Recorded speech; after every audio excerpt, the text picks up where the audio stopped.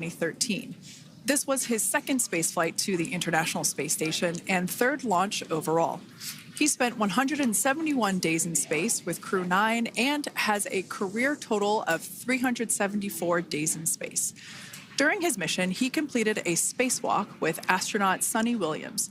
That was his fourth spacewalk, earning him a career total of 25 hours, 56 minutes of spacewalking time. Before Crew 9, Haig previously served as a crew member of Expedition 59 and 60 back in 2019.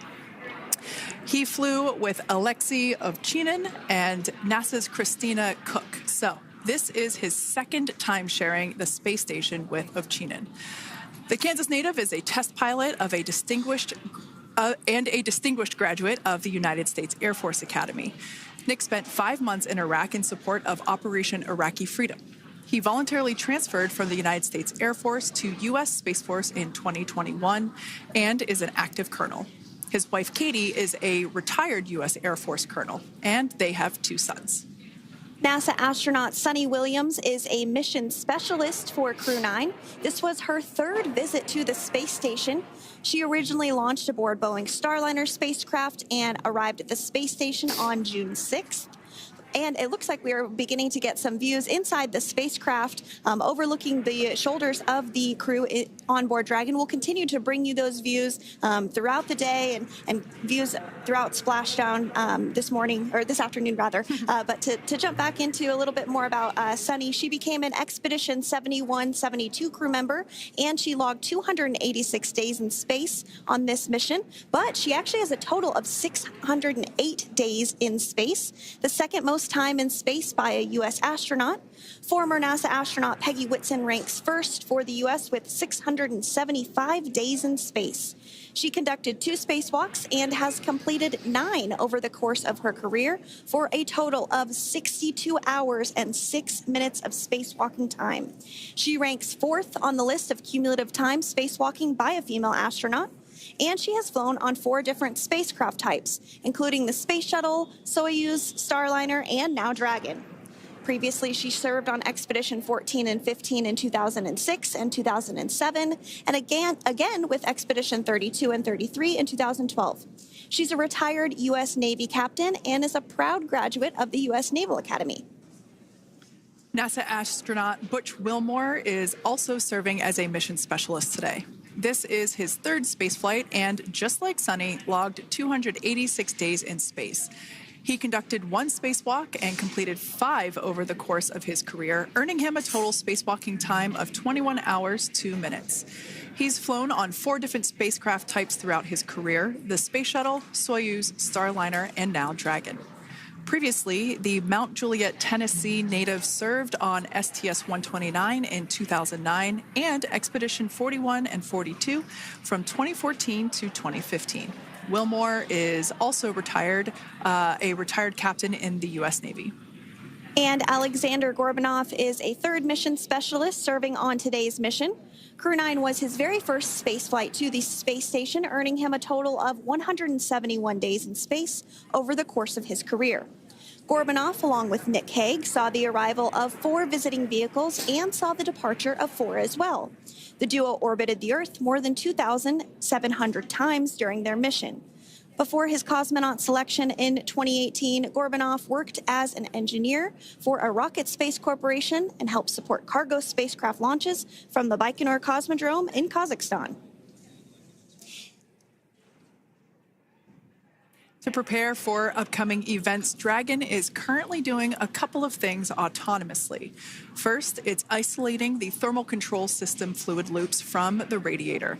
This system is what will help keep the internal temperature of Dragon very comfortable for Nick, Suni, Butch, and Alexander during the reentry phase. Dragon is also initiating separation of the claw mechanism, which will terminate data, power, and fluid connections between the spacecraft and the trunk in preparation for that trunk separation that I mentioned earlier. Now, as we saw before, we are hoping to get more views inside of the Dragon capsule. We will bring those, of course. We want to see more of our four crew members.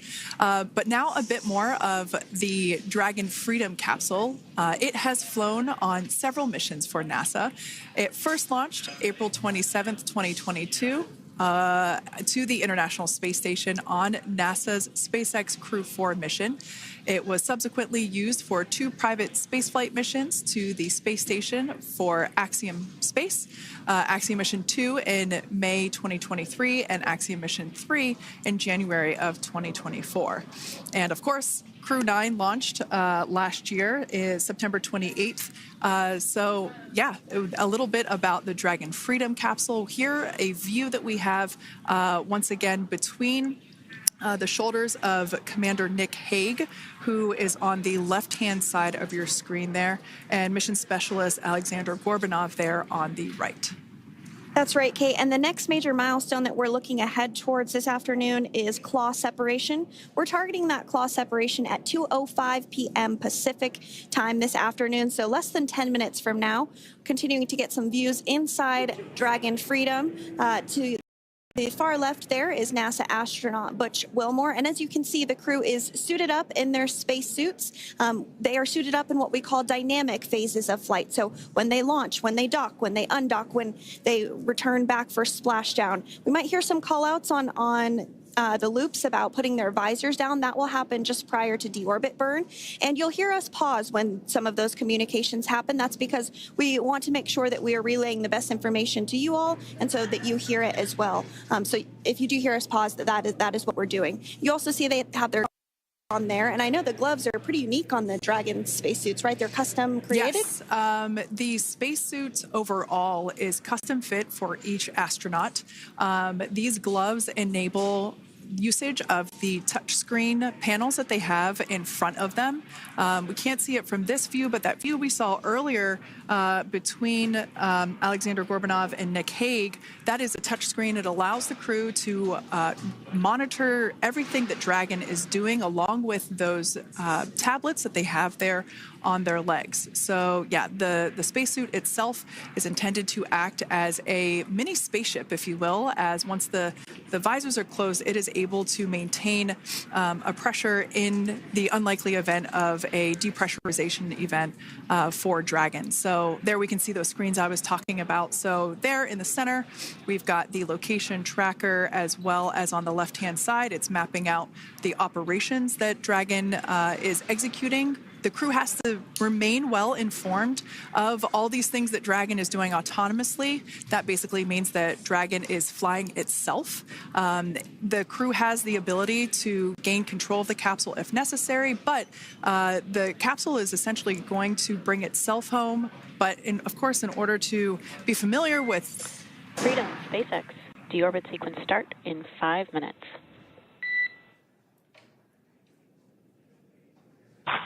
Freedom capsule. And so we did hear that call out for the deorbit sequence start to begin here in 5 minutes. That call from the ground came from the core, or Crew Operations Resource Engineer here in Hawthorne, Mission Control just behind us. And that went up to Commander Nick Hague. He's going to be doing the majority of the communications during the flight downhill today through Splashdown, and they'll be communicating with the core all along the way.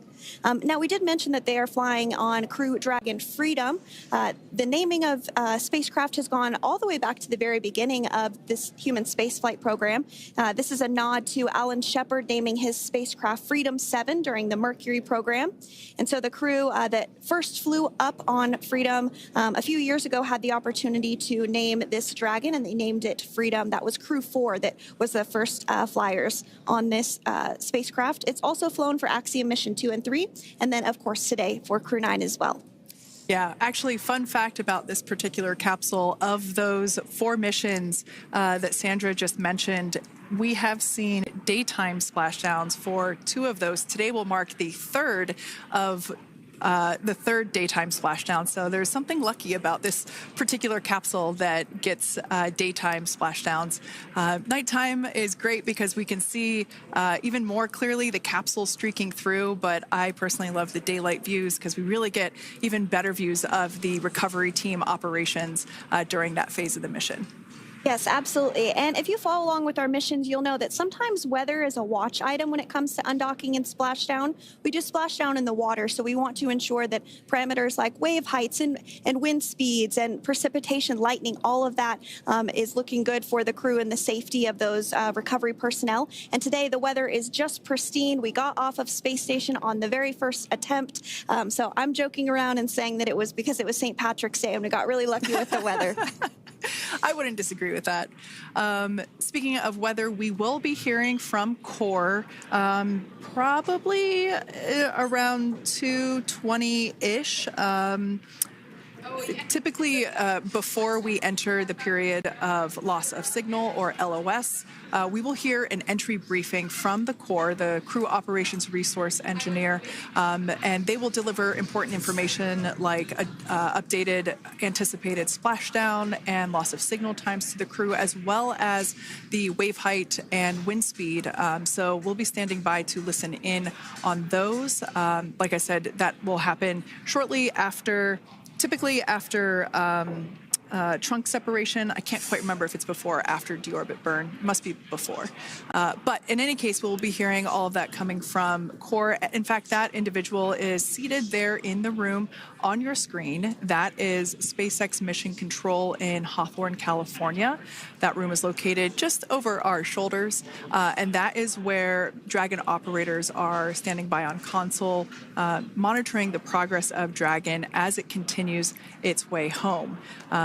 It's been, at the point of splashdown, it'll be about 17 hours since Dragon undocked from the International Space Station. The team there in mission control, there are multiple teams, in fact, and they cycle through shifts to ensure that everybody gets the required rest and sleep periods, just like the astronauts on board.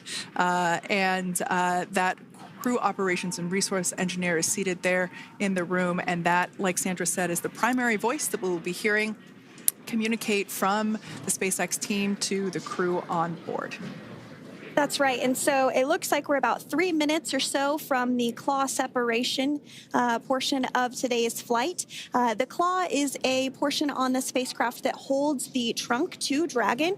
Following claw separation, we're going to jettison or remove that trunk because it's no longer needed. The trunk has solar arrays on it that provides power to the Dragon spacecraft. But now that we're beginning the reentry process, we need to go ahead and jettison that trunk and able to expose the heat shield, which is really going to do the heavy lifting as Crew 9 re-enters the Earth's atmosphere. They come in at 17,500 miles per hour, so they really need to ensure that that heat shield absorbs that heat. And there's Deorbit sequence start.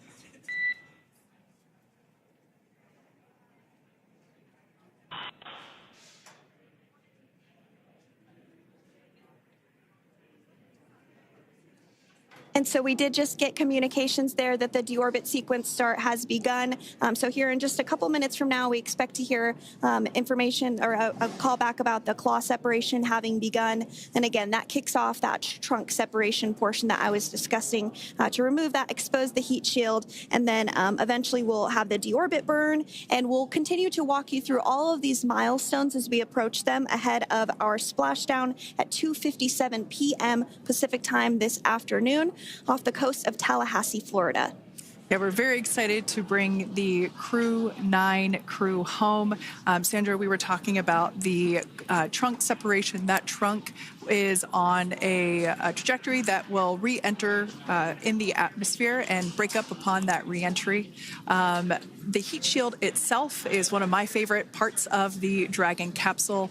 It is the workhorse of the re-entry phase. It will work to protect the Dragon capsule and the crew members on board during the re-entry phase as the temperatures outside of the capsule build up to, I believe, about 3,000 degrees Fahrenheit in excess of. And meanwhile, the interior of Dragon stays a very comfortable temperature. That heat shield does a lot of the work, and we'll see that plasma build up on the exterior of the capsule.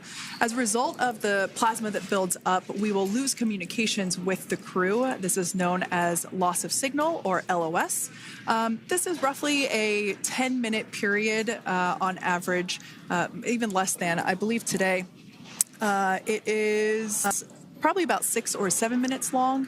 It kind of depends on the mission, and it happens for every Dragon capsule that re-enters the atmosphere.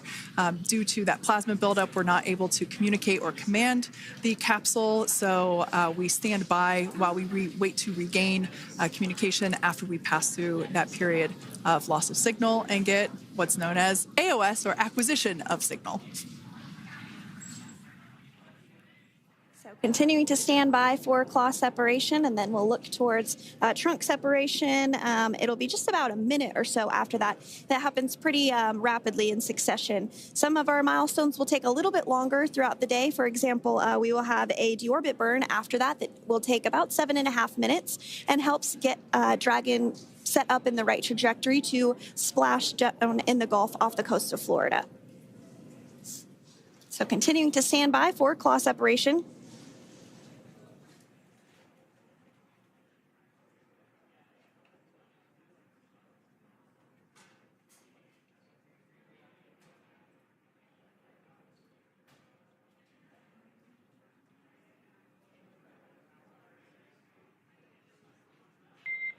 Nominal trunk jettison. All right. Freedom copies. Great news there. That trunk has been jettisoned from the Dragon capsule. So the claw was separated. That's the mechanism that connects the telemetry and power between the Dragon capsule and the trunk.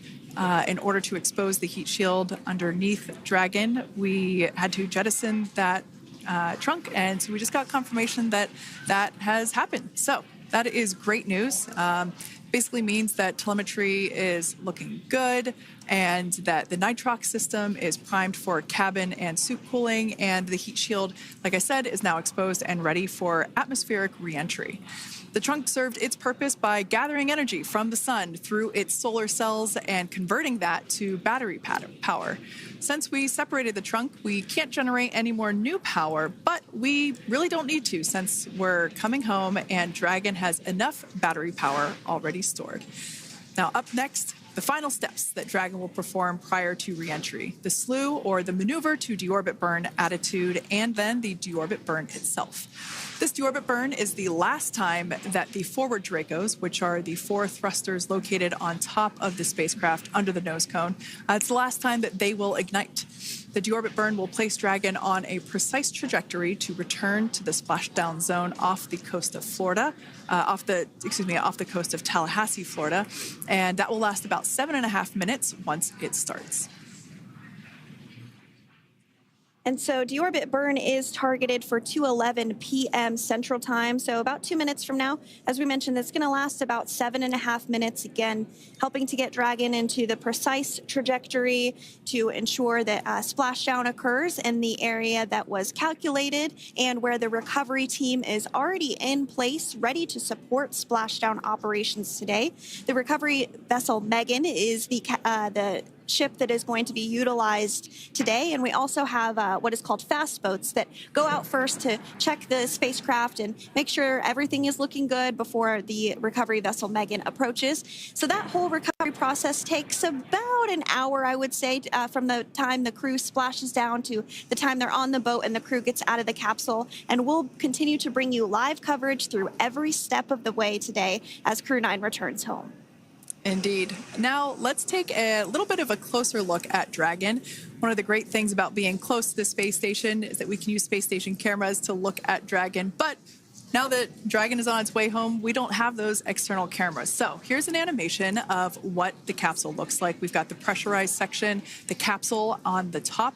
And the trunk, or the unpressurized section on the bottom, that's where those solar panels that we manufacture in-house are located, soaking up the energy from the sun and turning it into power for the capsule. At the very top of the capsule is the nose cone. That is where the Dracos, the forward Dracos, are located. That nose cone is currently open, not closed like we saw in that animation. Once we get through the final maneuverings for the re-entry phase, we will close the nose cone capsule just before Dragon begins its atmospheric entry to protect that forward hatch there located along with those forward Dracos. So go ahead. That's right. I was going to mention that the nose cone does open shortly after launch, and it remains open the entire time that Dragon is docked to the International Space Station. So as an example for this particular spacecraft, Freedom, since September when it docked to the International Space Station, remains open that entire time, and here shortly it will close for the very first time since September. So quick recap of what Dragon has done in recent history here. We basically began preparations for re-entry known as the Deorbit sequence.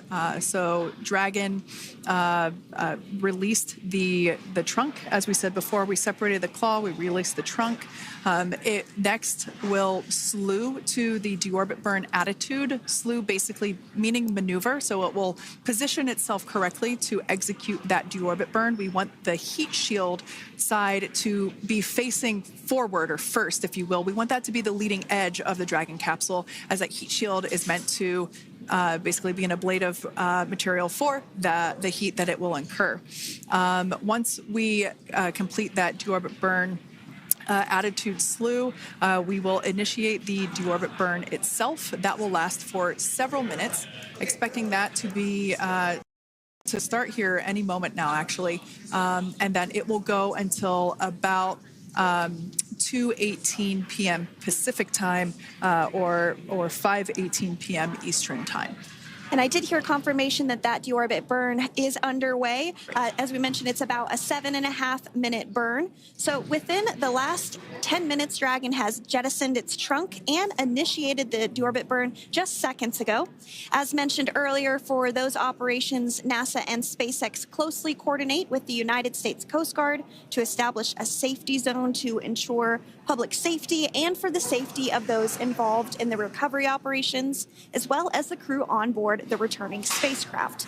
Multiple notices are issued to the mariners in advance of and during recovery operations, and Coast Guard patrol boats are deployed to discourage boaters from entering the splashdown zones. So we do want to stress to the public the need to respect this safety zone. Recovering a spacecraft from the water is a hazardous operation, and any other boats interfering increases the risk to not only the astronauts in Dragon, but the teams working to recover them from the water and the safety of those that may come too close. So for the safety of the crew, which you see there on your screen, your safety, we recommend you sit back and watch as we'll continue to bring you the best possible views of our astronauts' homecoming. Yeah, as I mentioned earlier, this deorbit burn is the last time that we will utilize our 4 forward Draco thrusters. Forward basically meaning at the top of the Dragon capsule. Dragon Freedom has not yet entered the Earth's atmosphere. This deorbit burn is what will line the vehicle up and put it on its final trajectory to the landing site right off the coast of Tallahassee, Florida. So basically, it is the last burn that the Dragon spacecraft executes and is what really locks it in for that precise landing. As you can see on your screen right now, Nick, Sunny, Butch, and Alexander are using their screens to keep tabs on the burn duration, the Draco firings, and trajectory details such as entry angle, spacecraft perigee, and how much distance remains until deorbit burn termination. As I mentioned earlier, Dragon is flying itself. So all the crew has to do is stay strapped into their seats and keep tabs on things. Although I must say, if I had one of those window seats, it would be pretty difficult to restrain myself. Now, with Nick, Sunny, Butch, and Alexander ready to deorbit and splashdown back on Earth, they will be heading to one of 8 targeted sites supported by SpaceX and NASA. All of these sites are located off the coast of Florida, either in the Gulf of America or the Atlantic Ocean. Spreading the supported sites across multiple locations helps maximize the return opportunities for this mission and future crews, lowering the chance that we'll have to wave off due to bad weather. For those of you following along, you'll know that today's splashdown marks our final Dragon recovery on the East Coast.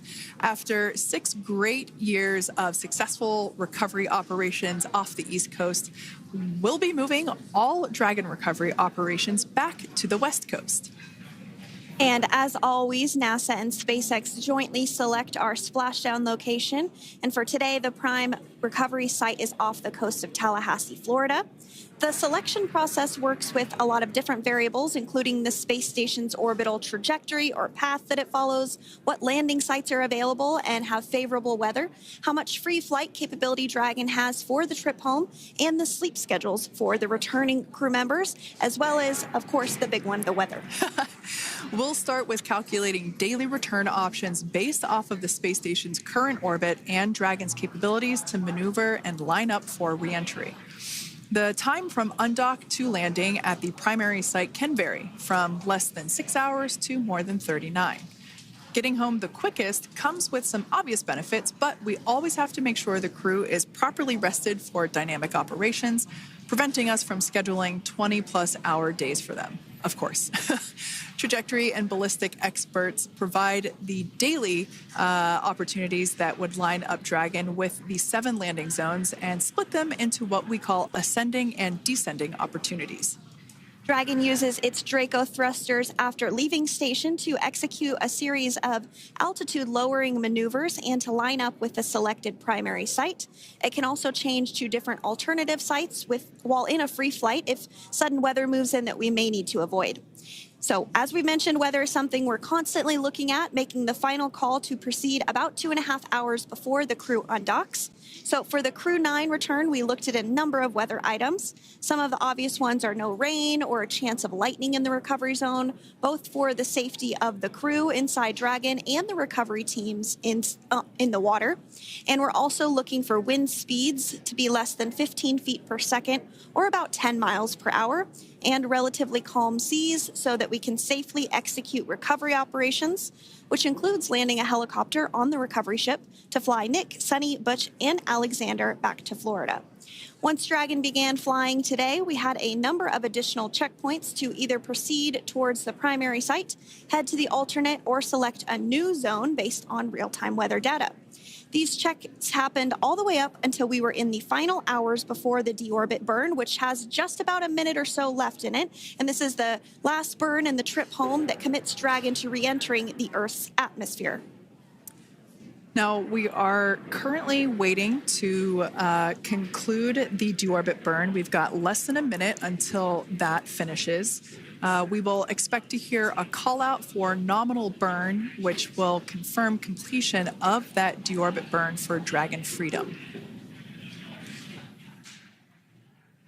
We can see images there from the touchscreen display panels that the crew utilizes in flight. We can see the visualization of exactly which one of the 4 forward Draco thrusters are firing. That's why you have kind of like a strobe effect there.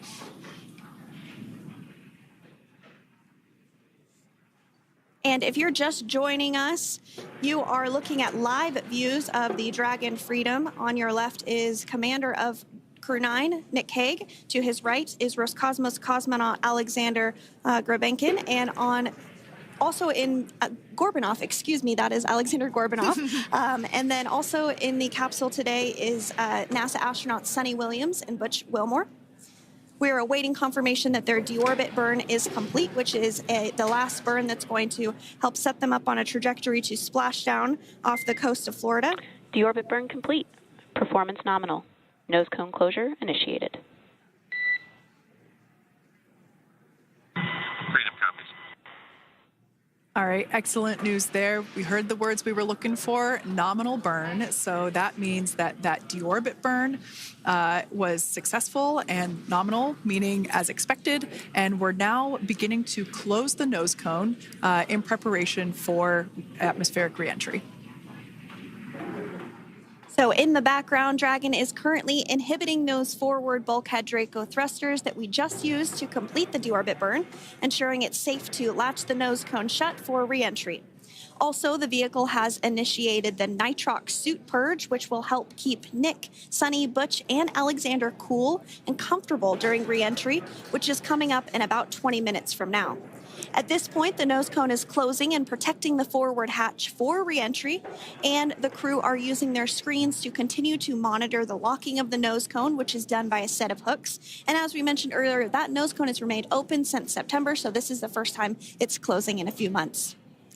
Yeah, that's absolutely right. Now, we will be expecting, as I mentioned before, an entry brief from SpaceX Core. Again, that's the crew operations resource engineer who is seated in that room that you see there on your screen. That entry brief will provide updated times for anticipated splashdown as well as the loss of signal or period of LOS. And that briefing will also give us information such as wind speed and wave height at the expected splashdown location.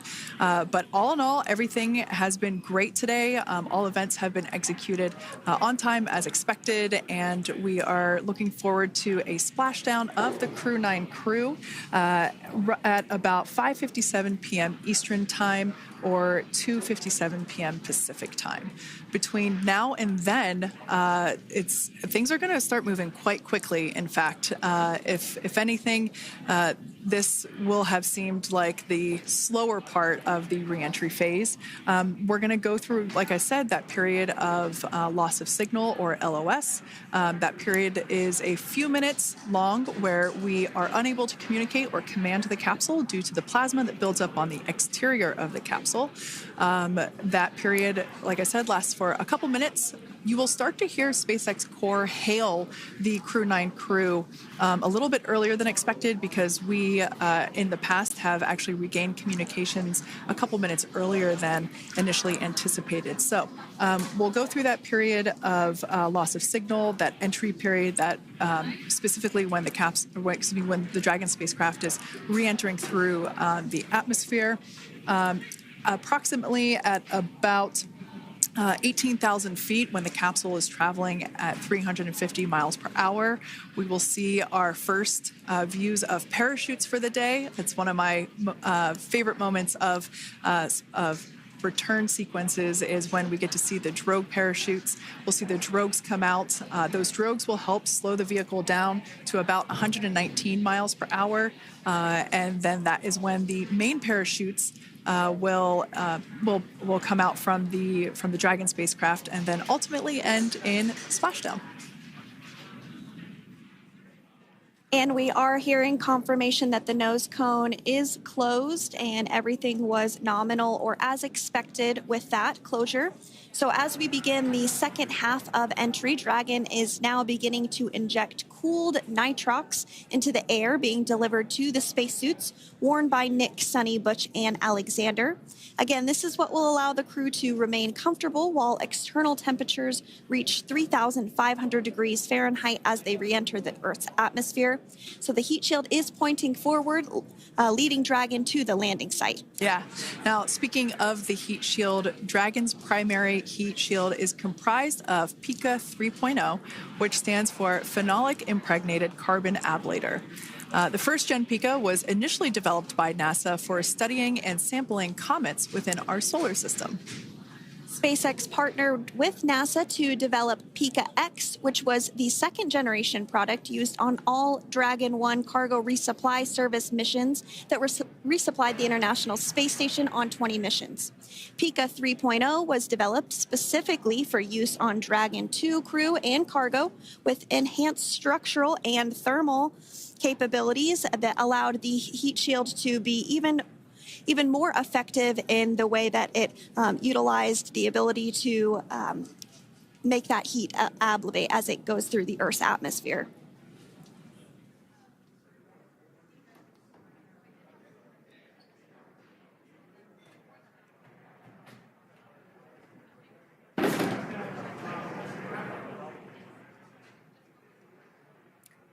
The remainder of Dragon is composed primarily of a SpaceX proprietary ablative material. It's another class of thermal protection which is lighter weight versus Pika and protects the underlying composite structure during reentry to ensure the structural capabilities are maintained.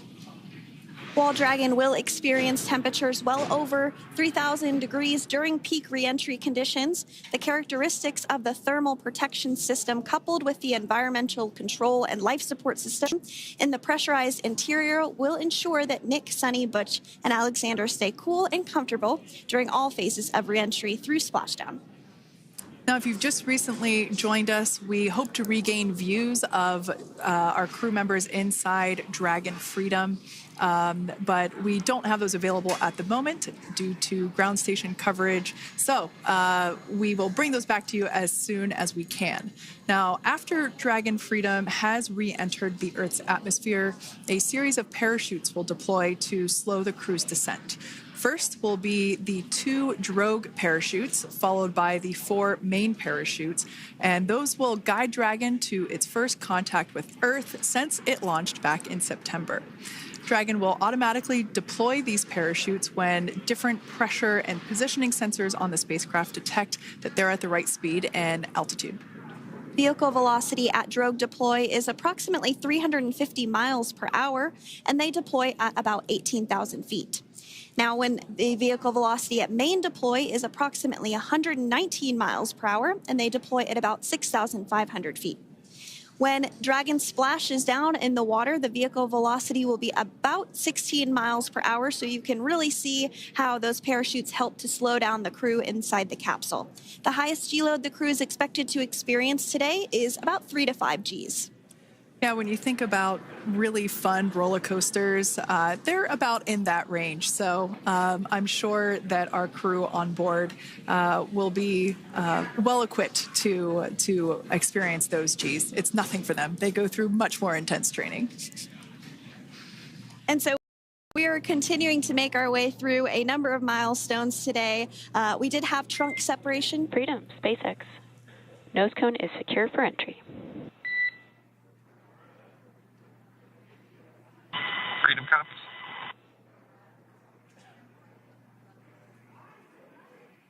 All right, great news there. That tells us that the final physical configuration change for Dragon is complete. We have closed that nose cone. This is the last physical change that Dragon undergoes prior to re-entering the Earth's atmosphere. It's important that that nose cone is completely closed because underneath it is not only where the 4 forward Draco thrusters are located, but it's also because that is where the forward hatch is located. That is the hatch that is utilized for the crew to ingress and egress from the station while it is docked on board. And since our capsules are flight proven and we reuse them on future space flights, we want to make sure that all of the integrity of that hardware remains intact. So that nose cone is successfully closed, and we're going to start moving pretty quickly here. As I mentioned before, we'll go through loss of signal. We'll get that signal back several minutes later, and then we'll see the parachute action. Yep, and then that's all ahead of Splashdown off the coast of Florida. We're targeting Tallahassee as our splashdown zone today at 2:57 p.m. Pacific time this afternoon. Now, you did mention the call to the crew. They'll do some additional calculations following that burn and potentially let us know if that splashdown time has changed at all. But right now, we are continuing to target 2:57 p.m. And you can see there on your screen a path of where Dragon will be re-entering today. So if you are in the southern tip of Mexico, you might have the opportunity to see Dragon. Because it's a daytime splashdown, you probably won't have too great of views, but potentially you'll have the opportunity to get a glimpse of it there. Once again, Dragon operators, they're monitoring the progress of Dragon through this re-entry phase. That is SpaceX Mission Control located here in Hawthorne, California. That is also where the crew operations and resource engineer is seated. That person is the voice that we have heard multiple times and will continue to hear as the primary point of contact to to the crew on board Dragon Freedom. We will also hear the voice of Commander Nick Hague. Basically, after we hear the Corps communicate something, we will hear Nick Hague indicate that they copy, that they heard the message well, some sort of recognition that the message was received. And if you joined us yesterday for our coverage during the undocking, we were communicating through something that's called a big loop. We do that when we're in integrated operations with the International Freedom, SpaceX, for entry sequence. Report when ready to copy. Ready to copy. All right, I've got some updated times for you. Our comm blackout start time is 2144. Our comm blackout end time is 2151, and our splashdown time is the same per your displays, 2157.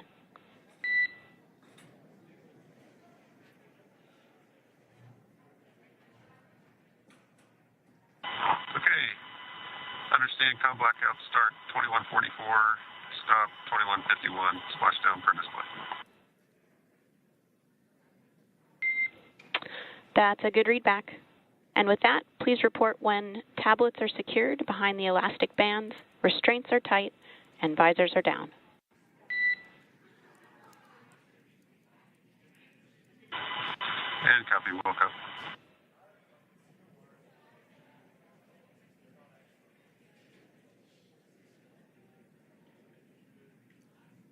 And with that communication from the Corps or Crew Operations Resource Engineer here in Hawthorne to Commander Nick Hague of Crew Dragon Freedom, we did hear that the loss of signal period is still at 2:44 p.m. Pacific, but we had a 1-minute adjustment to the acquisition of signal. That's going to now be at 2:51 p.m. Pacific time. However, our splashdown time remains the same at 2:57 p.m. Pacific time this afternoon off the coast of Tallahassee, Florida. So all good news there as Dragon continues to make its way home with the Crew 9 crew. As we've mentioned before, we are splashing down on the Gulf Coast. We have ability to splash down on either side of Florida, but the location site just outside of Tallahassee, Florida is the site that was selected today due to best recovery conditions. And as Sandra mentioned before, weather is always a watch item, but everything is looking great for that particular recovery location. So I'm sure once we start getting views from the recovery vessel, I have a feeling it's going to be a pretty beautiful afternoon. And we did mention that, of course, this is a daylight splashdown, so we should be getting some great views. We do have a couple of spacecraft called the WB-57, which are high-altitude planes that NASA utilizes during splashdown operations. Those are en route and going to be tracking the capsule as it makes its way through the atmosphere and should be providing some good views for us. Kate and I were just chatting about how we haven't had a daytime splashdown in a little while, so we're looking forward to the views along with you. Yeah. Nighttime views are also great because we can see that capsule streaking through the night sky quite brightly.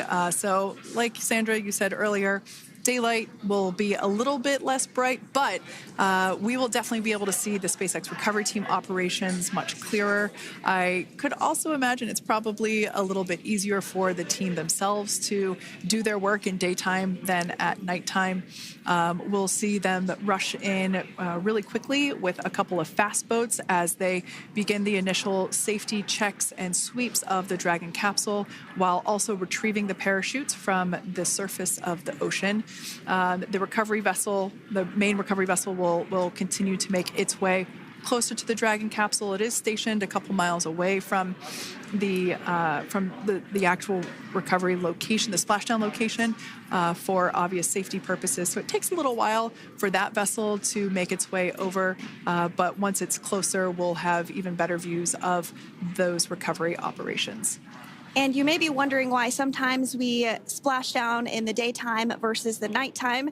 And believe me, we would all love for these operations to happen during regular daytime working hours. But unfortunately, orbital mechanics just doesn't quite work out that way. So it has to deal with the location of the International Space Station, as well as where the splashdown zone is on Earth and that trajectory, as well as the phasing. So as we mentioned earlier, sometimes we have phasing as short as 6 hours, sometimes in excess of 30 plus hours. It just depends on where the targeted area is that the capsule is going to splash down. So today's phasing has been 17 hours since undocking occurred at 10:05 p.m. Pacific yesterday evening for us here in Hawthorne. Early wee hours for folks on the East Coast and other areas of the United States. Yeah, but regardless of whether it's daytime or nighttime, the SpaceX recovery team has trained and practiced and rehearsed for it all. But like you said, Sandra, it has been a minute since we have seen a daytime splashdown on a NASA SpaceX crew mission. The last daytime recovery was on Crew 4, which was the debut flight for the capsule flying today, the spacecraft known as Dragon Freedom. And so, yeah, kind of a fun fact there in terms of the timing of that daylight splashdowns.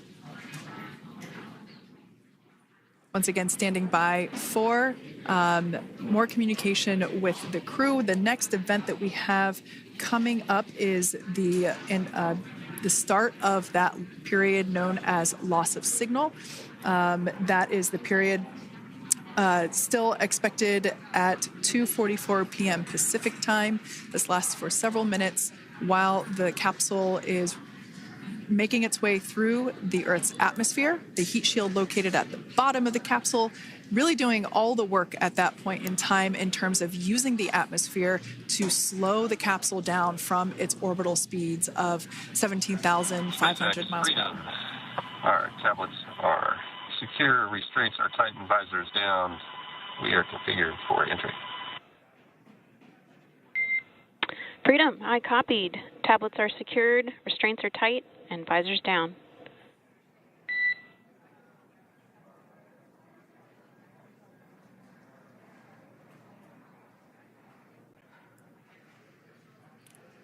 All right, great news there in terms of continuing to make progress. That back and forth communication we heard was just letting Core know that per their instructions, Crew 9 has now put away everything that was necessary in order to begin the re-entry, including those tablets that were located on their legs. Those are now stowed away. They've tightened that safety harness that we see there, and the visors are now down. So with all that being said, let's take a minute to meet our returning crew. U.S. Space Force Colonel Nick Hague is your Crew 9 commander. He was selected by NASA as an astronaut in 2013. This was his second spaceflight to the International Space Station and third launch overall. He spent 171 days in space with Crew 9 and has a career total of 374 days in space. During his mission, he completed a spacewalk with astronaut Sunny Williams. That was his fourth spacewalk, earning him a career total of 25 hours, 56 minutes of spacewalking time. Before Crew 9, Hague previously served as a crew member of Expedition 59 and 60 back in 2019. He flew with Alexei Ovchinin and NASA's Christina Koch. So this is his second time sharing the space station with Ovchinin. The Kansas native is a test pilot and distinguished graduate of the United States Air Force Academy. Nick spent 5 months in Iraq in support of Operation Iraqi Freedom. He voluntarily transferred from the United States Air Force to U.S. Space Force in 2021 and is an active colonel. His wife, Katie, is a retired U.S. Air Force colonel, and they have 2 sons. NASA astronaut Sunny Williams is a mission specialist for Crew 9. This was her third visit to the International Space Station. She originally launched aboard Boeing Starliner spacecraft and arrived at the space station on June 6th. Following the agency's decision to return Starliner uncrewed, she became an Expedition 71 and 72 crew member, where she logged 286 days in space on this mission. But Sunny has a total of 608 days in space, the second most time in space by a U.S. astronaut. 5 minutes until predicted comm blackout. We'll see you on the other side at 21:51.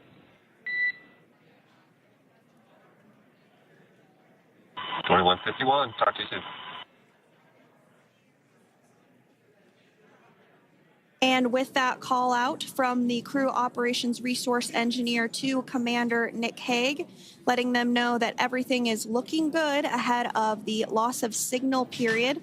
We will see the crew on the other side of the loss of signal period at 2:51 p.m. Pacific time this afternoon.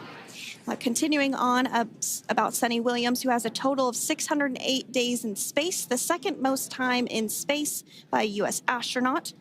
Former NASA astronaut Peggy Whitson actually ranks first for the U.S. with 675 days in space. Sunny conducted 2 spacewalks and has completed 9 over the course of her career for a total of 62 hours, 6 minutes of spacewalking time.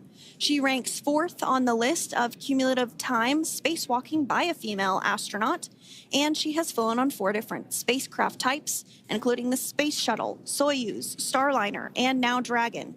Previously, she served on Expedition 14 and 15 in 2006 and 2007, and again with Expedition 32 and 33 in 2012. She's a retired U.S. Navy captain and is a proud graduate of the U.S. Naval Academy and was the first astronaut to run a marathon in space. Pretty awesome stuff. Now, NASA astronaut Butch Wilmore is also serving as a mission specialist today. This is his 3rd spaceflight and, just like Sunny, logged 286 days in space. He conducted 1 spacewalk and completed 5 over the course of his career, earning him a total spacewalking time of 21 hours and 2 minutes. He's flown on 4 different spacecraft types throughout his career: the Space Shuttle, Soyuz, Starliner, and now Dragon.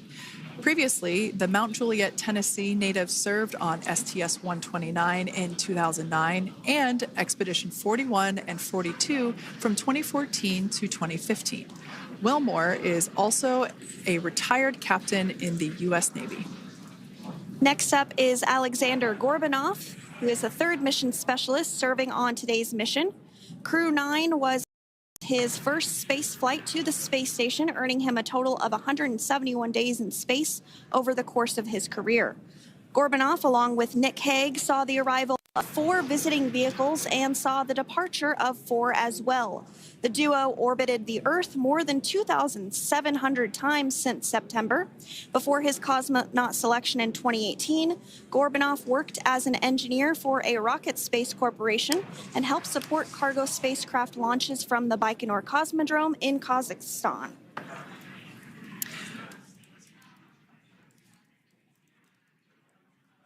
So if you are just joining us, we are continuing to bring you live coverage of Crew 9's return to Earth following their mission aboard the International Space Station, where they completed science and research investigations.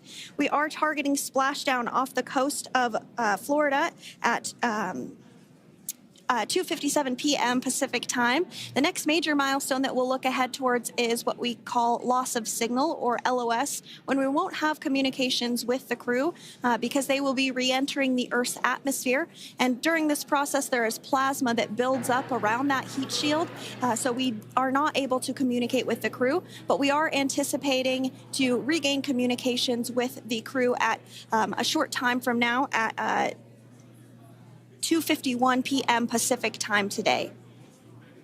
As we said before, everything continues to look good for the return of the Crew 9 team. We are about to go into that period of loss of signal. Once we get views of the crew inside the capsule, once again, we will be sure to bring those to you. But that period of time is when plasma is building up on the exterior of the capsule. generating heat in excess of 3,500 degrees Fahrenheit. So we are unable to communicate or command the spacecraft at that time. And that includes, unfortunately, video feeds as well. So as soon as we get the views back inside Dragon, we will bring those to you. But until then, we are going to stand by and continue to monitor the progress of Dragon. Like Sandra just said, we are anticipating the blackout period to begin at 2:51 p.m. Pacific time, 5:51 p.m. Eastern time. This will last for several minutes. It's not super exact, even though we are predicting acquisition of signal, or AOS, to come back at 5:51 p.m. Eastern time. In the past, we have regained communication sometimes a little bit earlier than that, so we'll probably start to hear Core begin to hail Crew Dragon a minute or two prior to that anticipated acquisition of signal.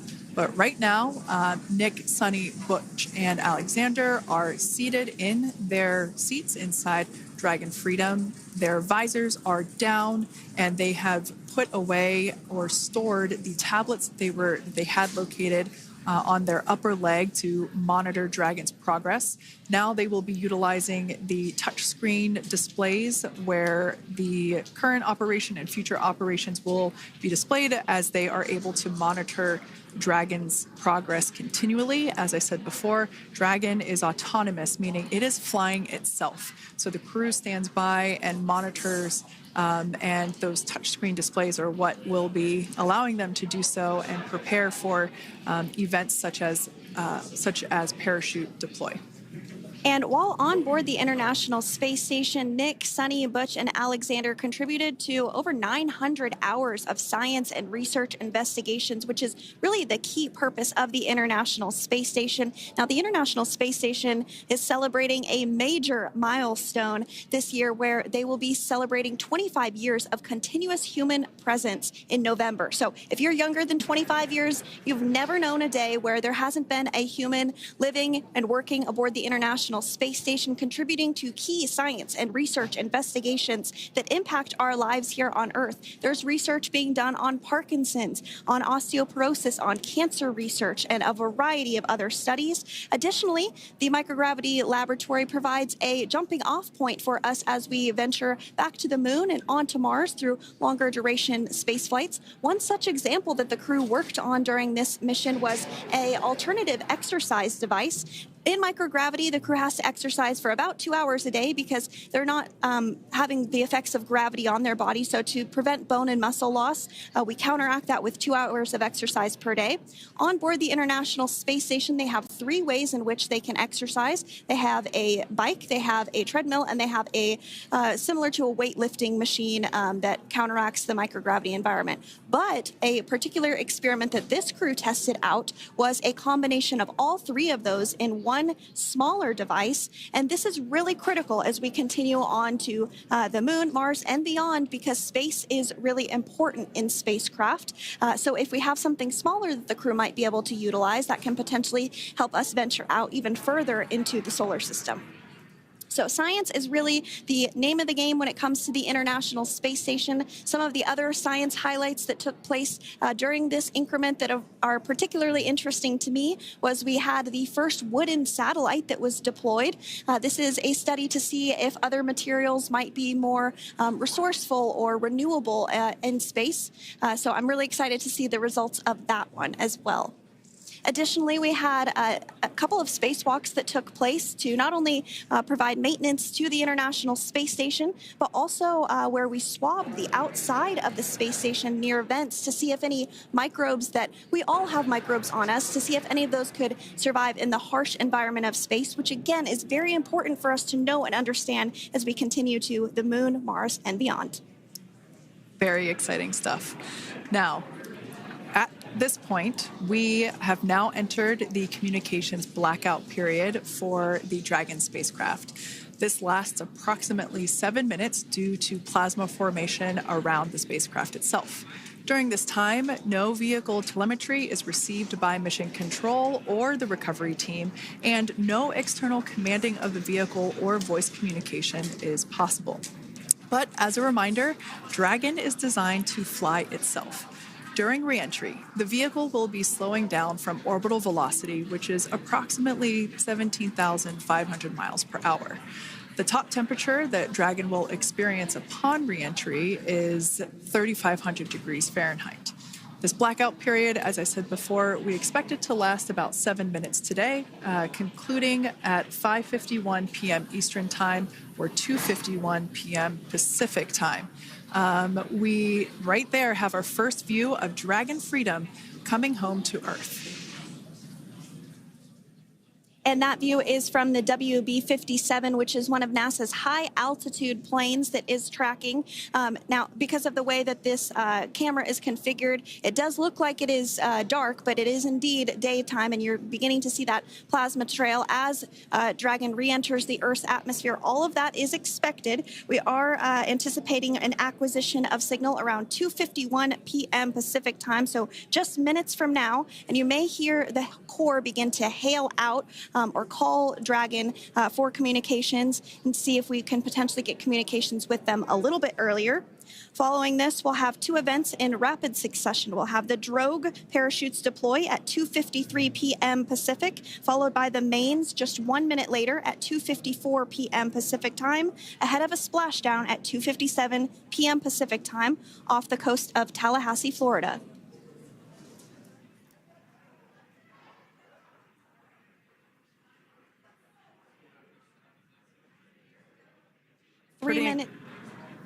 Pretty incredible views of the Dragon spacecraft making its way home back to planet Earth with the Crew 9 astronauts on board.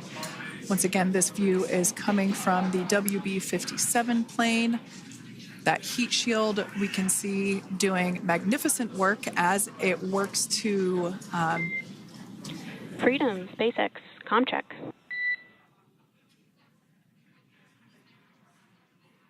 All right, we're going to start hearing the SpaceX crew operations resource engineer. SpaceX Freedom is with you. 4.6 feet. Enjoying the ride. Copy that, Freedom. Great news there from Commander Nick Hague reporting back. We see a healthy flight computer. Expect automated chute deployment. Freedom copies. Like we said before, things moving very quickly as Dragon Freedom makes its way home. Next event coming up will be deployment of the drogue parachutes. This occurs around 18,000 feet. GPS has converged. Expect nominal altitude for drogue chute deployment.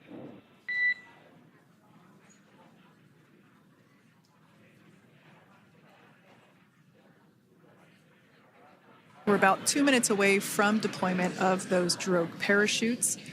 Now the heat shield is continuing to work to slow the vehicle down. That entry period, the Dragon spacecraft went from orbital velocity about 17,500 miles per hour down to about 350 miles per hour. So that really gives you a sense of why that plasma builds up on the exterior of the capsule, thanks to the heat shield and the work that it does. Those drogue parachutes will slow it down from 350 to about 119 miles per hour. We can see 15 kilometers. Brace for drogue window. We can see seat rotation happening inside the capsule. Great to get those first views of our crew members. Once again, the capsules are going about 350 miles per hour when the drogues are deployed. Those drogue parachutes that we manufacture here in-house are going to slow the spacecraft down to 119 miles per hour. And that is when we will see the main parachutes deploy, and that occurs about 6,000 feet above the ocean's surface. And we are expecting drogue deployment at 2:53 p.m. Pacific, so we should see it any second now. And there you are getting a great view of Crew 9 inside Dragon Freedom as it returns back to Earth. We are awaiting the drogue deploys. This view coming from the WB-57 high-altitude plane. And there you see it on your screen, drogue deployment. Drogue descent rate nominal. You can hear the crowd here. Visual on 2 healthy drogues. crowd here very excited as Dragon Freedom continues to make its way back to planet Earth.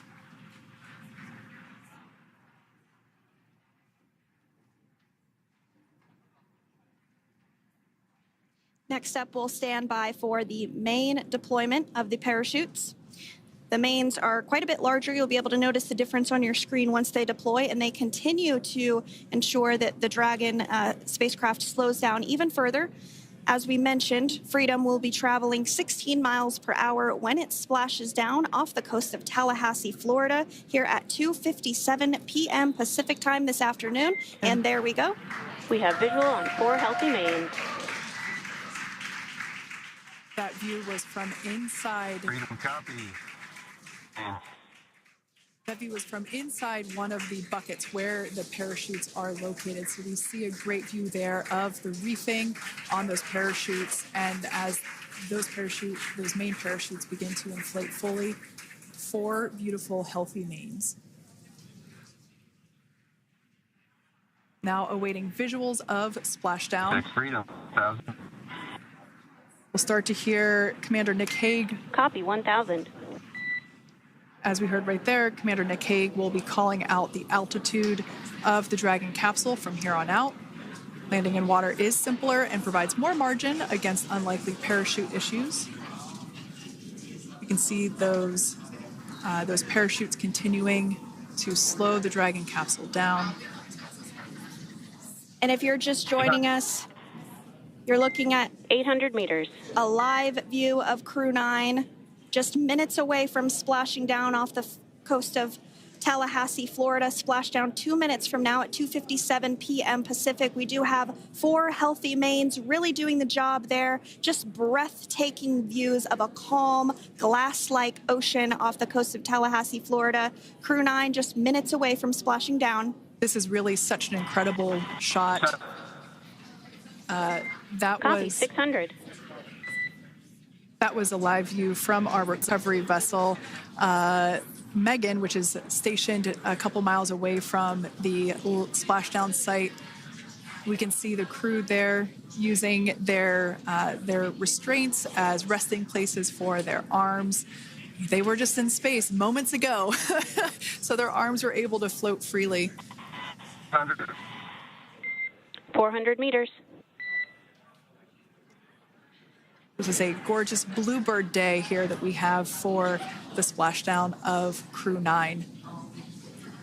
It's incredible to think that the Dragon capsule just minutes ago was going over 17,000 miles per hour, and now gently coasting to a soft splashdown. 200. Copy, 200 meters. Brace for splashdown.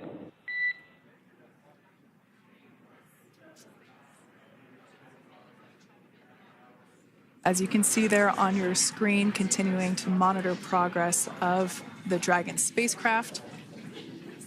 And we're going to stand by for splashdown, located in the Gulf of America, off the coast of Tallahassee, Florida.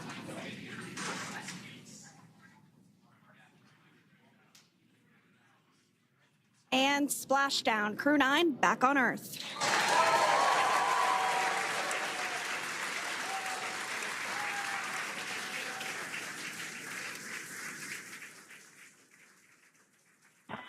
And SpaceX Freedom, splashdown. Good main release. Copy, splashdown. We see main chutes cut. Nick, Alex, Butch, Sunny, on behalf of SpaceX, welcome home.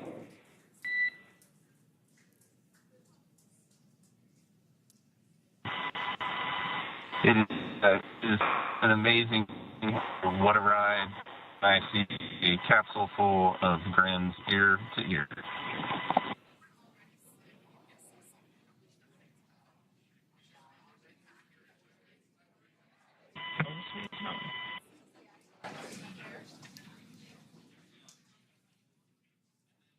And as you can see on your screen, we have visual confirmation of splashdown. Dragon Freedom has returned home, and NASA astronauts. System safety verifications are in progress. We'll report back when recovery personnel are en route.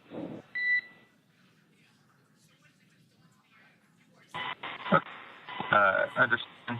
And we're in section 2, 4.800 landing response. And looking for your word on if it is necessary.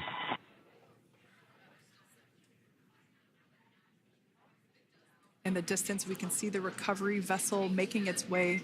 Copy, you're in section 2 for the environmental assessment in 4.800. That is not necessary today. Understand. Raising 5. So we will continue to have communications between the Corps and Nick Hague, the commander of Crew Dragon Freedom, which just splashed down 2 minutes ago off the coast of Tallahassee, Florida. Dragon Freedom has returned home with NASA astronauts Nick Hague, Sunny Williams, Butch Wilmore, and Roscosmos cosmonaut Alexander Gorbanov. They're back on Earth after approximately 17 hours of a return journey from space. The SpaceX recovery ship and team have been waiting for Dragon's splashdown, and they will now make their way to the splashdown location. The teams have been ready and waiting about 3 nautical miles away, so it's going to take them about 30 minutes or so to make their way and to SpaceX Freedom. Pretty sure we're in stable 1. Copy, stable 1. We see the same. It's going to take about 30 minutes for the recovery team to make their way over to Nick, Sunny, Butch, and Alexander, who are still seated and secured inside that Dragon spacecraft there on your screen. Incredible views there of that thermal protection system, or TPS. That Dragon capsule was pristine, white color before it departed the station, and we can see how the reentry phase, the thermal protection system did its job. Now, if you're wondering what that hole, that like bucket area is, that is underneath the side hatch. That is where the main parachutes were stored. So when we saw the Dragon capsule docked at station, it looked very different. The panel that protects and covers the main parachutes, that was still intact, as well as the panels that enclose where the drogue parachutes are located. We can see those fast Freedom. boats. SpaceX is go for recovery personnel to approach. Expect personnel alongside in the next few minutes. Freedom copies. We can see those fast boats. We weren't kidding when we said they were fast. While it does take about 30 minutes for the main recovery vessel to make its way over to the capsule, these fast boats will be doing a couple of things simultaneously. A couple of them are going to be working to retrieve the parachutes that you see in the background there of this drone shot. Those parachutes will be retrieved from the ocean surface. We want to make sure we are able to pull those out. The recovery vessel there closest to the spacecraft is going to be performing some safety checks. We can see there they're using an instrument that is basically working to detect if there are any hypergolic vapors or fumes that are still residing in and or around the Draco thruster nozzles or outlets. The hypergolic fuel, which is necessary for on-orbit burns to maneuver the spacecraft. Unfortunately, those hypergolics are unable to be breathed. They are toxic, and so this team here is doing those initial safety checks to make sure that it is safe for the rest of the recovery team to approach the spacecraft.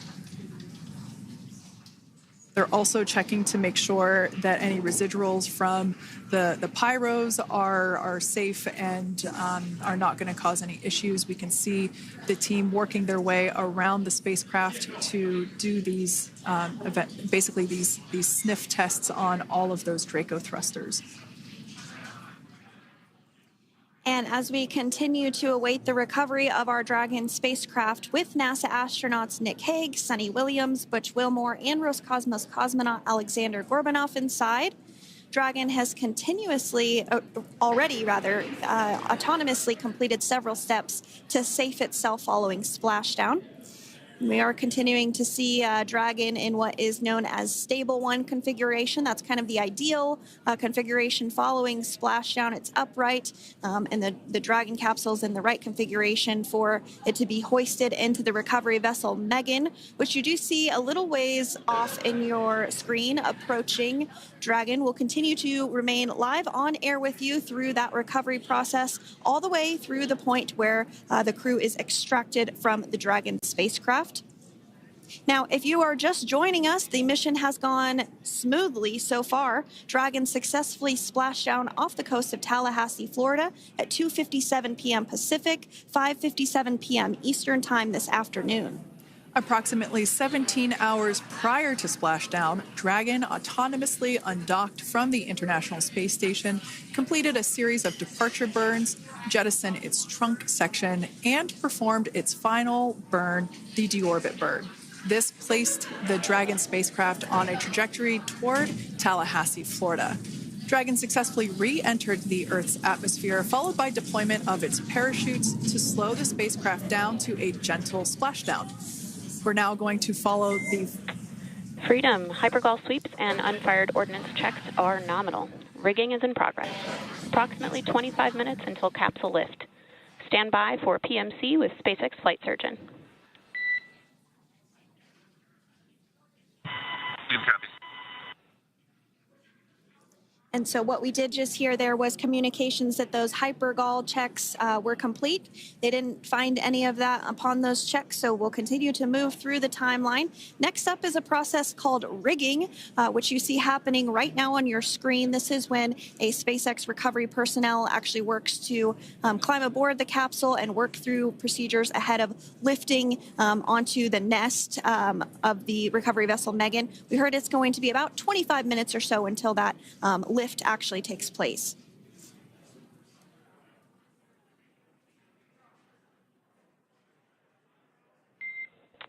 Okay, Freedom, the next call will be from the SpaceX flight surgeon on Dragon to Ground Private.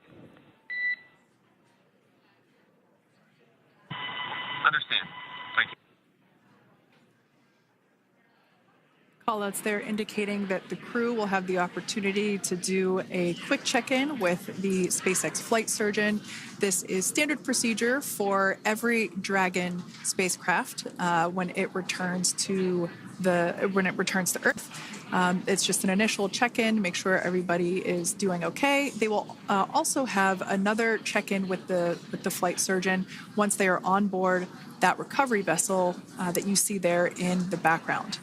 We can now see that SpaceX recovery team member they're on top of the Dragon spacecraft. They are going to be working to install plugs in the Draco thrusters to ensure that none of those, and to ensure that no more hypergolic fumes or vapors come out from the spacecraft. They'll also place harnessing around the spacecraft that are required in order to lift it out of the water.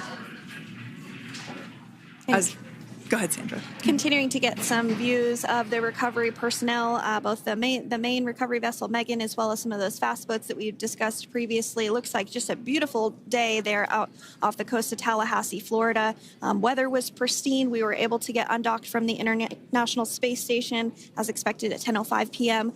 Pacific time yesterday evening, and Crew Dragon has since completed steps ahead of its splashdown at 2:57 p.m. Pacific, and we're now stepping through procedures to get Dragon hoisted up onto the Megan recovery vessel and get the crew extracted out of the spacecraft.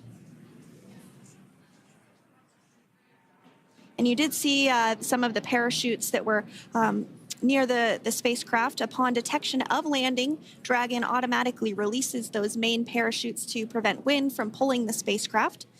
Dragon then automatically safes any pyrotechnics that may still be present on the vehicle and may automatically perform additional minor system reconfigurations.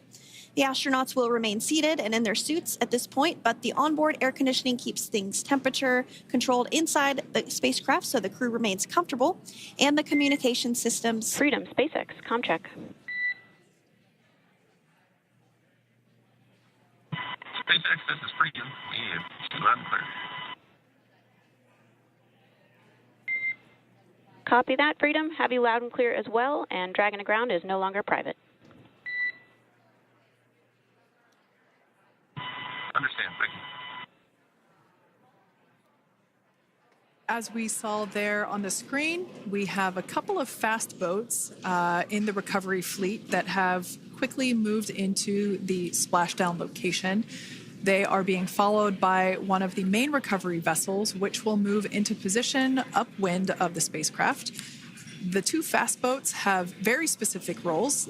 Excuse me. The first approach is focused on immediate safety inspection, as we saw. They do this for spacecraft integrity and checking for any presence of those hypergolic propellant vapors. And this ensures that it is safe for the recovery vessel to approach Dragon. Once Dragon is cleared for full approach, as we heard is the case today, the team begins rigging the spacecraft for water recovery by the recovery ship. The second fast boat is responsible for parachute recovery and also serves as a redundant boat to the first one that makes the initial approach to the Dragon spacecraft. As we saw a little bit earlier, we were also able to see one of the recovery team members get on a jet ski to help gather up the parachutes that were automatically detached from the Dragon spacecraft upon splashdown. And it will take a little over 10 minutes for the recovery crew to complete their safety checks. Once complete, the team will begin preparing Dragon to be lifted. And as you see, they are preparing for that to take place at this point. As part of the preparation for this lift, one member of the recovery team has climbed on top of the spacecraft already so they can attach Dragon's hoist rings and connect to the lifting lines. It will take us less than an hour to raise Dragon to the recovery boat and remove the crew from the spacecraft. After medical checkouts, the crew will return to land within 4 hours by helicopter. And if no additional medical assistance is needed, the crew will board a waiting NASA plane and depart for Houston.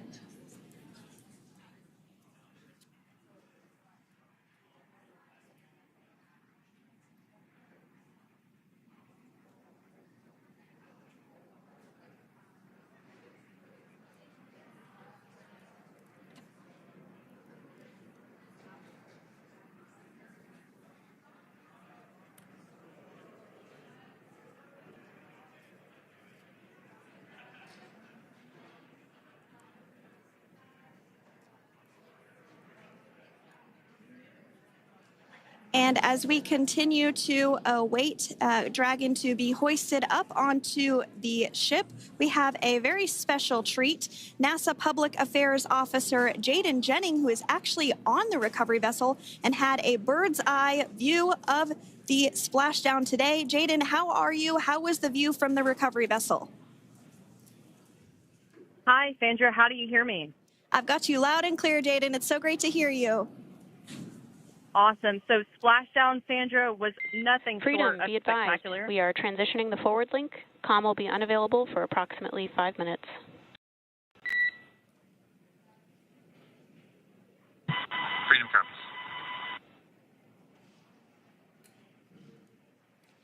Thanks so much, Jaden. We did just have some communications letting us know that we'll have about a 5-minute period where we won't be able to hear from the crew. So please go ahead, tell us, how was the view from the recovery vessel? Absolutely. Yeah, I was mentioning earlier, Splashdown was nothing short of spectacular. And we were stationed about 1.5 nautical miles away from the splashdown zone and had great visuals here on the recovery vessel Megan. We actually saw a little of the smoke trail as the spacecraft was coming in, and then moments later we spotted those drogue chutes, and this was quickly followed by 4 healthy white and orange main parachutes. We then tracked Dragon all the way down as it slowly propelled into the ocean. And I think I speak for all of us on the ship when I say a new core memory was made today, and we are looking forward to having Crew 9 on board with us a little later. Jaden, that is amazing. Now, obviously, we are watching it here on camera, and the landing conditions look pretty good, but how was it from your perspective? What is the sea state out there? Absolutely. Absolutely. So we've had optimal conditions for Splashdown, and today it is sunny and 63 degrees outside right now with clear skies, light winds, and calm seas. The sea looks absolutely beautiful right now, and light blue with the sun reflecting from it. And Kate, I think the crew's going to like what they feel weather-wise on this picture-perfect day for Splashdown off the coast of Tallahassee. Thanks so much, Jaden. It certainly looks like a beautiful day. Can you tell us a little bit about the journey of the recovery forces to get to this point? Sure. So one unique aspect of this recovery was the onboard training on station conducted for Butch and Sunny to ensure they were ready to return on a Dragon spacecraft. That training covered all aspects of their return, including nominal and contingency departures, deorbit burns, splashdown, and post-landing ops, which is what this team is preparing for now. As for the recovery teams themselves, we started the day taking a series of helicopters out to the vessel. And as standard, the recovery director and crew support teams were on that first helicopter out and took the time to get everything prepared on the ship. About 2 hours before splashdown, they deployed those fast boats and jet skis into the water. I was actually on the second helicopter out, and we were on the vessel about an hour and a half before splashdown and landed on top of the helicopter pad on the Megan. And the teams have been working diligently across their respective disciplines this week, executing what can only be described, in my point of view, as a logistical masterpiece, just ensuring every detail has been in place for Crew 9's return.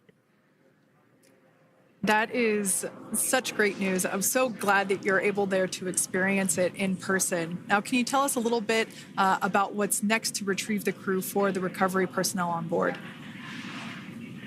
Yeah, Kate. So coming up next, Dragon will be hoisted into the on-deck translation system, or the nest, at the aft end of the ship, and then will be translated pretty quickly towards that egress platform. We'll perform another series of safety checks as final precautionary measures just to make sure there are no hypergolic vapors present before opening that side hatch. And then once that side hatch of the spacecraft is open, the crew will be assisted out of the capsule one by one from NASA and SpaceX. Freedom, SpaceX, ComCheck. Freedom's got you loud and clear. Thanks, Nick. I've got you loud and clear as well. We have completed our forward link transition.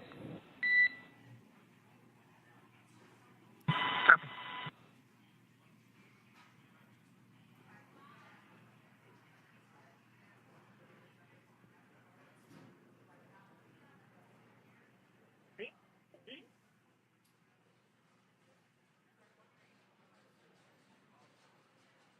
And Jaden, if you did just want to go ahead and let us know what is next to retrieve the crew, we are continuing to get some great views on our screen, but I know you have an even better view yourself. Oh, yeah, Sandra, this view is absolutely unbeatable. So just to kind of finish off what I was saying is once that side hatch of the spacecraft is open, that crew will be assisted out of the capsule one by one from NASA and SpaceX medical personnel, where they will then head to the med bay. And after those medical checks, they will get on that first helicopter out and arrive at the airport, where they will then board a NASA plane and then head back to Houston, Texas at the Johnson Space Center to begin their post-flight period. And we're eager to see the Crew 9 astronauts back on Earth, and we'll keep you updated on every moment of this process. And with that, I'll toss it back over to you guys at Hawthorne. Thank you so much. That was Jaden Jennings, NASA Public Affairs Officer, who watched Freedom splash down firsthand from the recovery vessel Megan. Thanks so much, Jaden. So we are continuing to get these great views on our screen here of Freedom. As we mentioned, it splashed down at 2:57 p.m.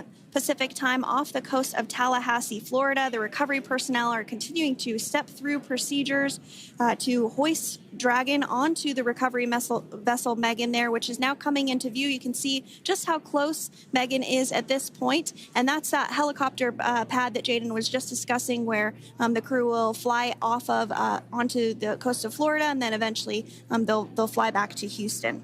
Just underneath that helicopter pad is that translation deck where we will see the nest once it is loaded up with the Dragon spacecraft on board. The nest will be translated to the forward end of the recovery vessel, and that is where our Crew 9 team members will egress from the Dragon spacecraft. Now, here on your screen, we can see dolphins, actually, who want to come and play with Dragon. Now, one of the fast boats there in place, working to assist the recovery team member. It's incredible. I just love these views. We really see them even better in daytime, but just seeing the recovery team work in tandem to step through each step to step through each operation. Obviously they're getting quick assists from the honorary part of the recovery team, those dolphins in the water there. Now, the recovery team member that is crawling around the Dragon spacecraft. Earlier, we saw a view where it was like a spider monkey pose. We can see that individual now standing in the bucket where the main parachutes were stored while Dragon was on orbit. Obviously, those main parachutes were utilized for splashdown today. They were deployed and cut from the Dragon capsule, and one of the other fast boats of the recovery team working to pull those out of the water. Now, the recovery team member that is there working on top of the Dragon capsule, earlier we saw that person performing safety checks. Now we can see some harnessing being placed around the capsule. This harnessing is what will be used to lift the Dragon capsule out of the water and onto the recovery vessel. Wow, we got a cute little pod of dolphins. It wasn't just one or two. I mean, that water just looks beautiful. We had ideal splashdown parameters today. Obviously, wave height, ne'er a concern. The weather is beautiful, as Jaden mentioned, in the 60s, sunny. Looking forward to seeing Crew 9 exit the capsule here shortly once they get hoisted onto the recovery vessel Megan. We can see that recovery vessel slowly but surely closing the distance there between... Oh, dolphin cam back again. We can see that the Dragon capsule and the recovery vessel, that distance is closing. Again, this is just one more step as we continue to work recovery operations for Dragon Freedom, and we anticipate the lift of the Dragon capsule to occur here in just a few minutes.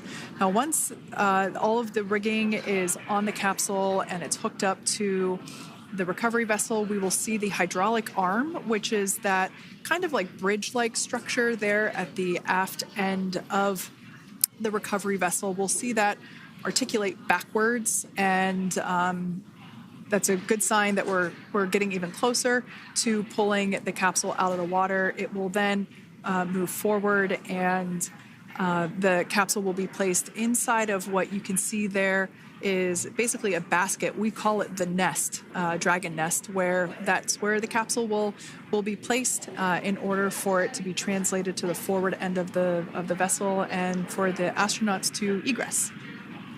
And before that does take place, we'll have potentially views of the rigger go ahead and jump off of the spacecraft there. That typically occurs when the spacecraft is a little bit closer to the recovery vessel, and we usually get a really good view of that particular operation from one of the onboard cameras from the recovery vessel. That is an operation that I have a lot of respect and admiration for, that individual that does that.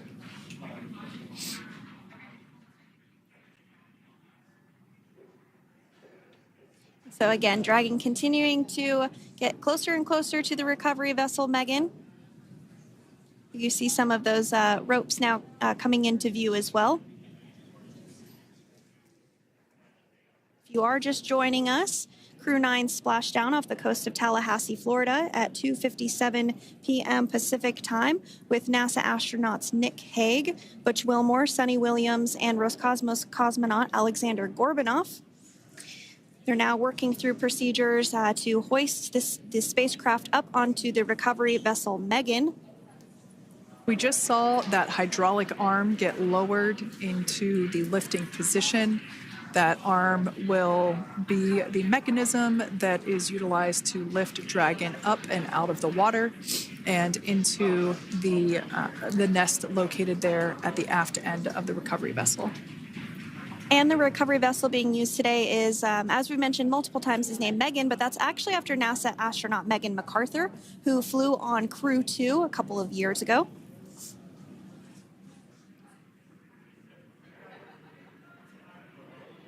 We're getting some views now from actually inside the boat. Yeah, you're exactly right. This view is straight down the recovery vessel. That platform that was closest to the camera, that is the egress platform. Freedom, rigging is almost complete. Approximately 5 minutes until capsule lift. Great news there from SpaceX Freedom Core. copies. So about 5 minutes left until we see Dragon Freedom get lifted out of the water. That hydraulic arm, as I said before, is the mechanism that will lift it. It's quite swift, actually, the whole process of getting the spacecraft. Brace for capsule lift. Bracing. There it goes, Dragon Freedom being lifted out of the water and onto our recovery vessel, Megan.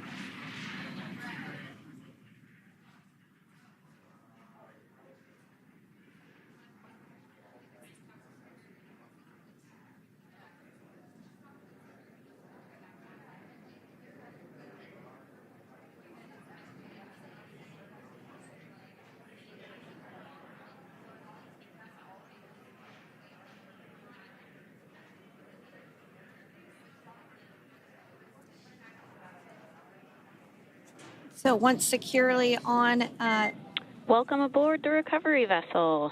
Recovery personnel are completing final checks and stand by for translation to the egress platform. Freedom copies. Great news there, letting us know that Dragon Freedom has been successfully recovered from the water's surface.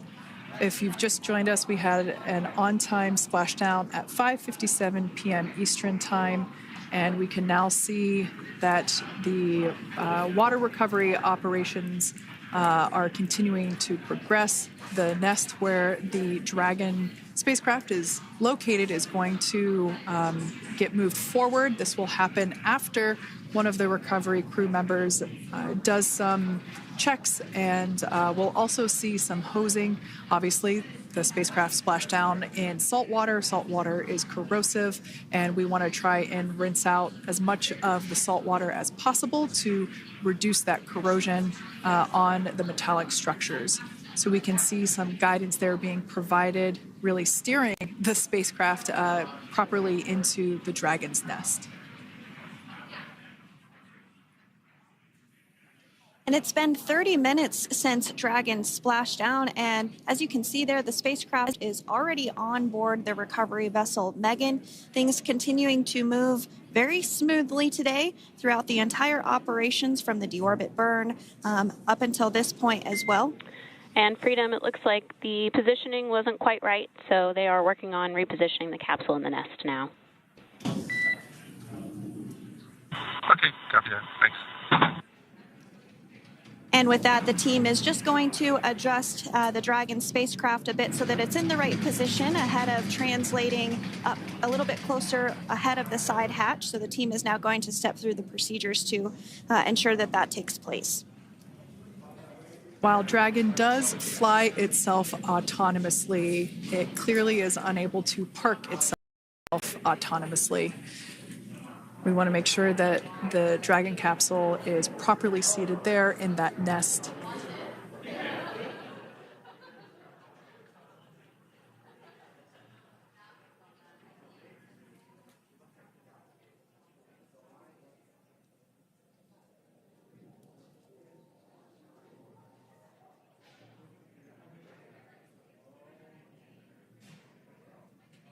Once Dragon is fully seated in the nest, we'll probably see a bunch of that salt water come out from the bucket there located underneath the side hatch.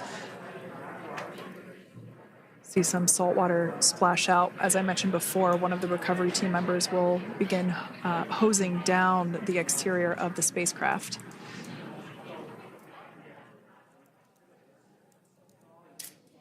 So you are continuing to get some great live views on your screen of Crew 9, which includes NASA astronauts Nick Hague, Sunny Williams, Butch Wilmore, and Roscosmos cosmonaut Alexander Gorbanov, who splashed down off the coast of Tallahassee, Florida, 2:57 p.m. Pacific time this afternoon. Now working to get that spacecraft situated in the nest.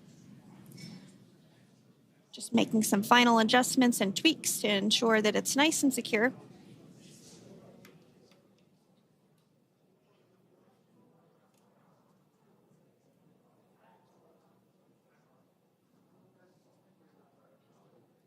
Once the spacecraft is seated and secured and oriented correctly in the nest, Dragon will be moved into the hangar located underneath that helipad that we saw earlier from the aerial views during recovery. All right, Freedom, looks like you are settled into the nest now. Team is working through hypergol sweeps. Copy all.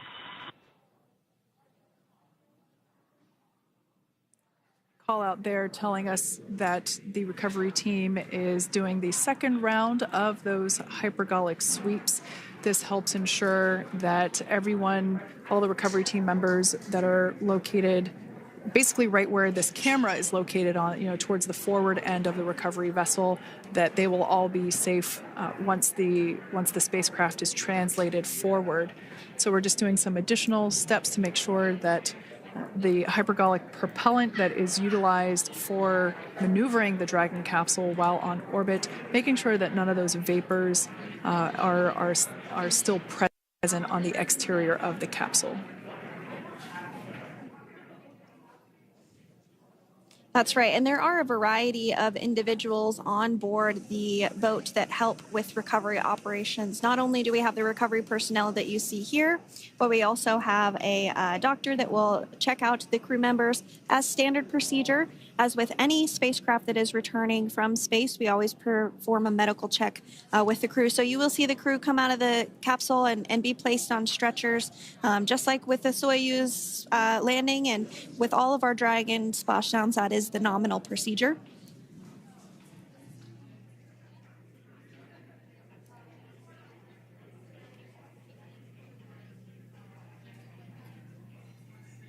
We'll stand by to see Dragon Freedom translate or scooch up a little bit closer to the camera angle that we're seeing right here. And then teams will step through procedures to get that side hatch opened. You see it right in the dead center of your screen there. It's kind of that rectangular shape. It has not been opened since Crew 9, which included Nick Hagen, Alexander Gorbanov, launched back in September from the Kennedy Space Center in Florida. So that will be the very first time that hatch is opened. Once docked to the International Space Station, crew enter through the top hatch, which was where the nose cone is now closed. That's the hatch that they actually utilize to go ahead and get inside the International Space Station.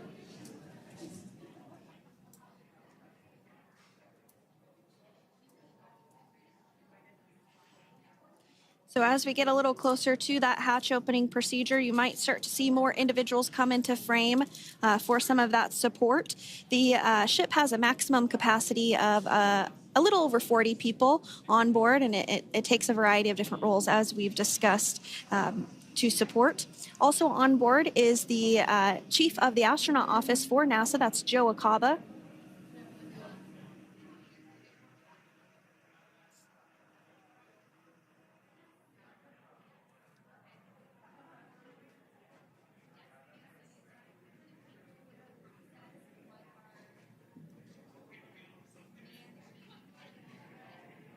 Now, while we are standing by for translation of the Dragon spacecraft to the platform there, the recovery platform that we see in the foreground, it is important to note that Nick, Sunny, Butch, and Alexander will be getting assistance from the recovery teams while exiting the spacecraft.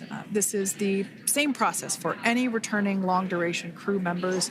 As you could imagine, returning to a gravity environment can wreak havoc on our vestibular system, which is responsible for maintaining balance and motion. Of course, safety is our number one priority with this operation, so we'll see the crew members helped out of the spacecraft one by one, and they will be assisted the few feet to the medical quarters aboard the boat. And on board Dragon are three veterans space flyers. That includes Nick Hague, the commander, as well as Butch Wilmore and Sunny Williams. Alexander Gorbunov is completing his very first space flight on this mission, and he completed 171 days in space along with Nick Hague.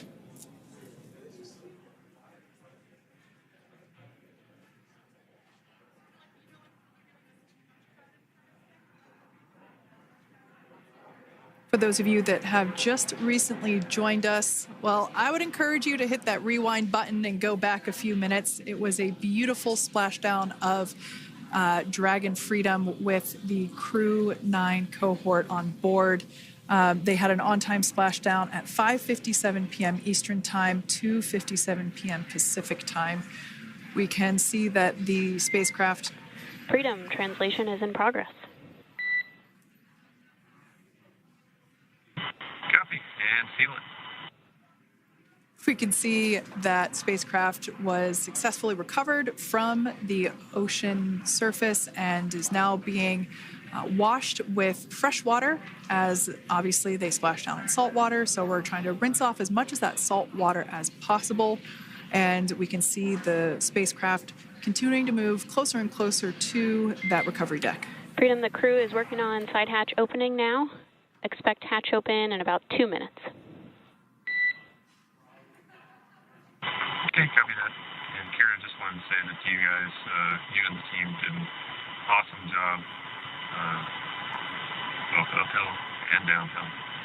Just really, really impressed. Thank you.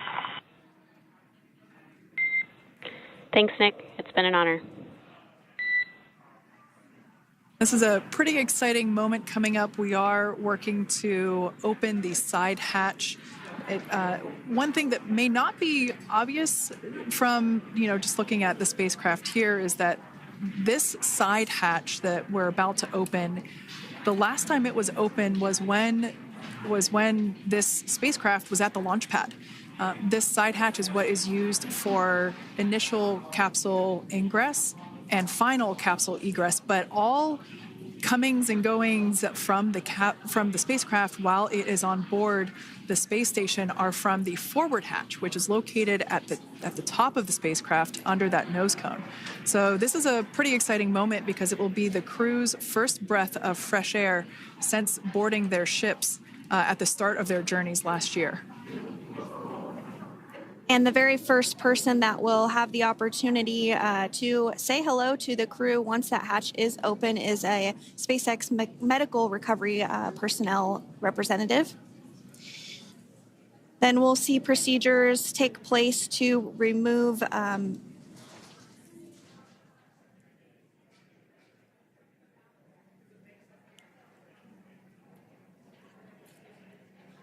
the footrests of Dragon. That will just help the recovery personnel get a little bit more room to access the crew and help get them out of the spacecraft. Yeah, you're absolutely right. Safety is, once again, top priority here, and removing those footrests from all 4 seats will be helpful as a SpaceX recovery team member will actually go into the capsule into Dragon Freedom to help the crew members unbuckle and stand up, and essentially we'll also see a fun little slide be put in place to help the crew members exit the spacecraft safely. So yeah, we're going to remove all 4 of those footrests to basically give a little bit more working room inside the spacecraft. That's right. And we did hear the go for that hatch opening, so we're just a couple minutes away from being able to see that. And then we might be able to get the chance to see a couple of views inside of the Dragon and see the crew following their splashdown. Now, opening that side hatch isn't quite like opening, the door to your car. We have to depress the seal around the side hatch, as well as, we'll now see them open that side hatch up.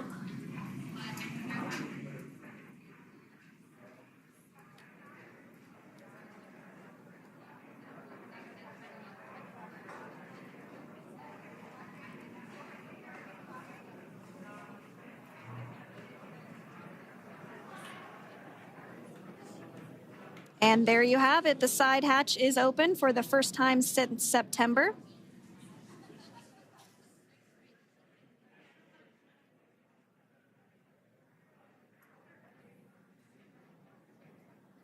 We can see some of the protective equipment there that was brought into frame that will help protect the edge of the side hatch, one, from any potential damage. Oh, we can see the recovery crew member there taking photos of the side hatch seal. This is part of the standard operation for recovery.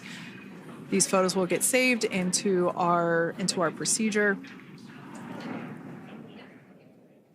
We'll then install that protective frame around the side hatch. This helps to ensure that the side hatch itself, the edges of it, incur no damage while crew members are coming out from the spacecraft.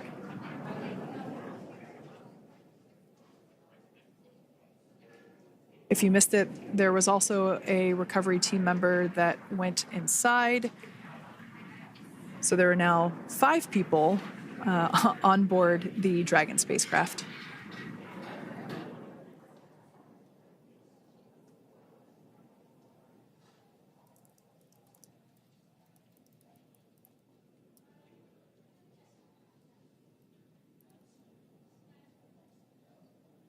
And if you are just joining us, it has not yet even been an hour since Crew 9 splashed down off the coast of Tallahassee, Florida at 2:57 p.m. Pacific time. The crew is now on board the recovery vessel Megan, and the hatch is open. The next major milestone that we'll see is when the crew will actually egress or exit the spacecraft. But before that, they'll continue to, the recovery personnel rather, will continue to install that protective area around the hatch and then remove the footrests. So we're a couple minutes away from seeing the crew egress, but not too long away.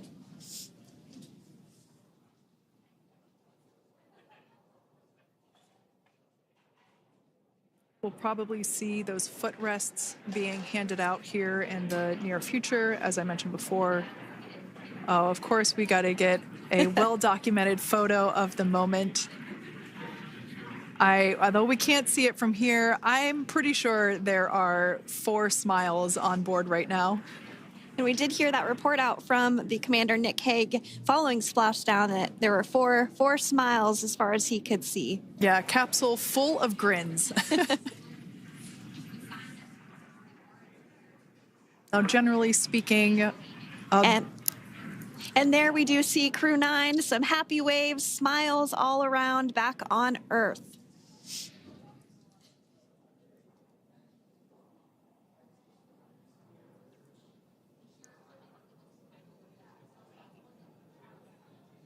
Generally speaking, we have the individuals in the 2 center seats of the spacecraft exit first. You might hear us refer to this as the exit process as egress. It's just another term for exiting the spacecraft.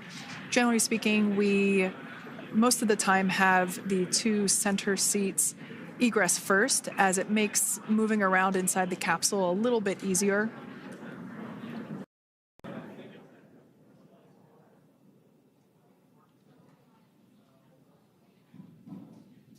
We can see the tablets that were previously located on the upper leg of the crew members. We can see those being handed out to the recovery team. Those were taken off prior to the entry phase, to spacecraft reentry. Those had to be stored and secured prior to dynamic operations.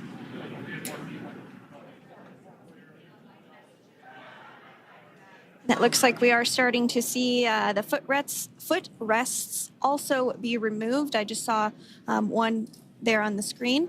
There are 4, of course, 1 for each crew member.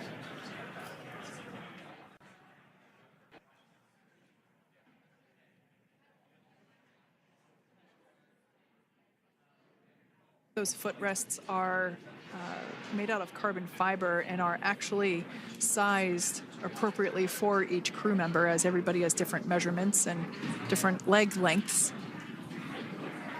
Same goes for the armrests and the bucket length of each seat. We size those appropriately for the crew members and to ensure their comfort and safety. I believe we just saw the little ramp that is used to help slide the crew members out from inside the spacecraft.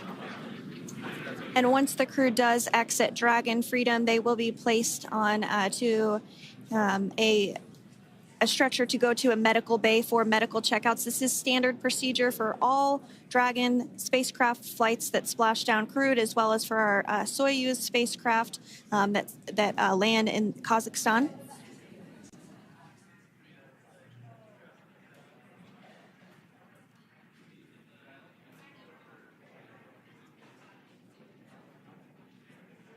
We could see the exterior of Dragon Freedom quite clearly in this shot, and it's such a beautiful sight.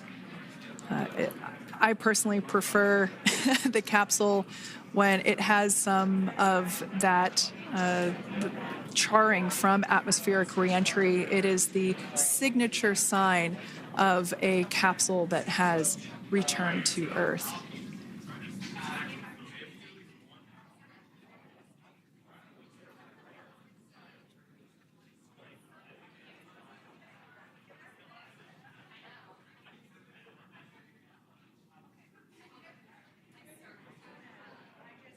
Continuing to stand by for our first crew member to egress or exit for Dragon Freedom following their splashdown at 2:57 p.m. Pacific time. Dragon undocked from the International Space Station at 10:05 p.m. Pacific just yesterday, so it was about 17 hours of phasing.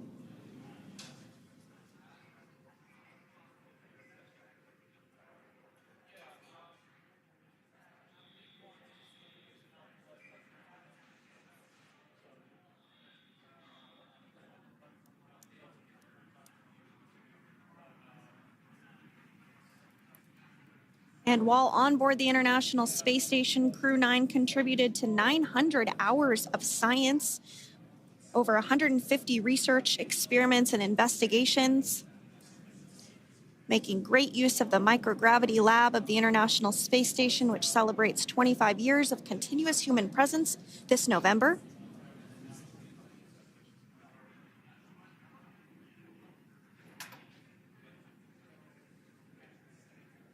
Looks like we're about to get our first crew member here upon egress of the Dragon spacecraft.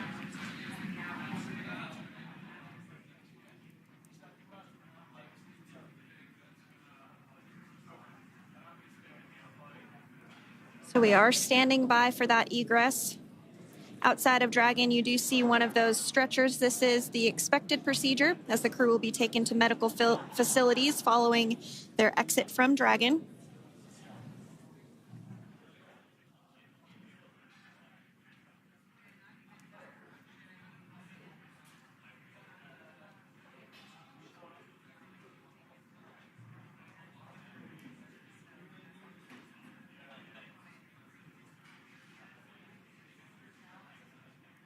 We can see folks on board clapping as our first crew member. And that is NASA astronaut Nick Hague, commander of Crew 9, now out of Crew Dragon Freedom. Some smiles, thumbs up, and a wave. Can't get any better than that. Yeah, that is one happy camper, that's for sure. As we said before, it is standard procedure for all of our long-duration crew members to receive assistance upon egressing from the spacecraft. We basically help them move off of the recovery deck and into the private medical quarters for their initial consultation with the SpaceX flight surgeon. So we'll see that take place for all 4 of our crew members today.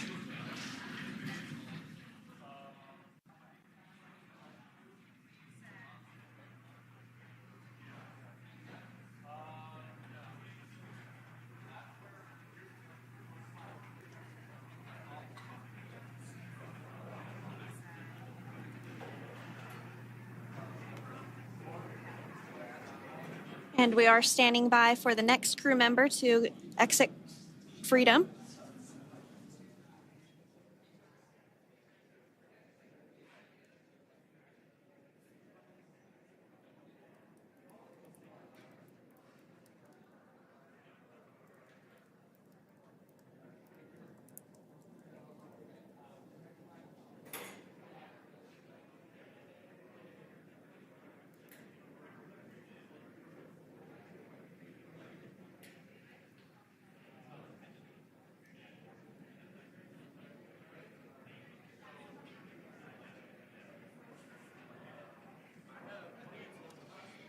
Next up out of the capsule, we expect Roscosmos cosmonaut Alexander Gorbanov.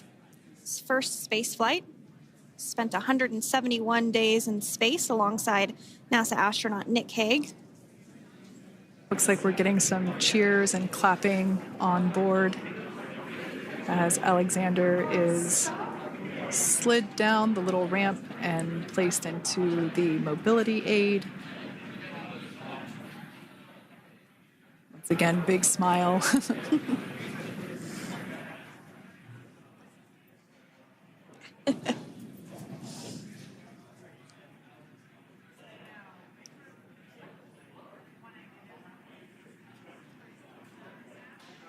Now, the two crew members remaining in Dragon are NASA astronauts Sunny Williams and Butch Wilmore.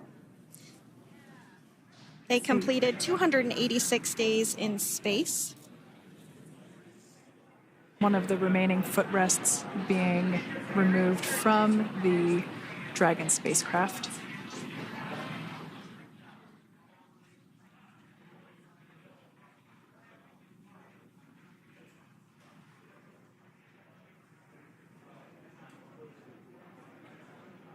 As I said before, we generally try to have the crew members that are located in the two center seats aboard Dragon, and we like to have them egress first if possible, as it creates a little bit more movable working room inside the spacecraft. There is a recovery crew member inside that is helping all of our Crew 9 crew egress or exit from the spacecraft.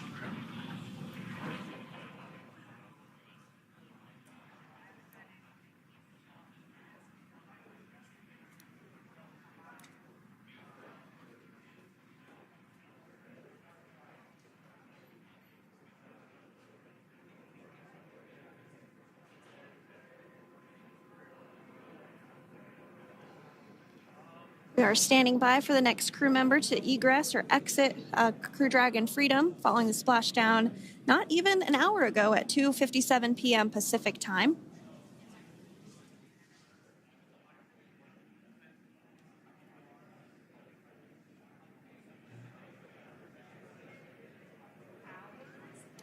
Really have the recovery operations down pretty quick at this point.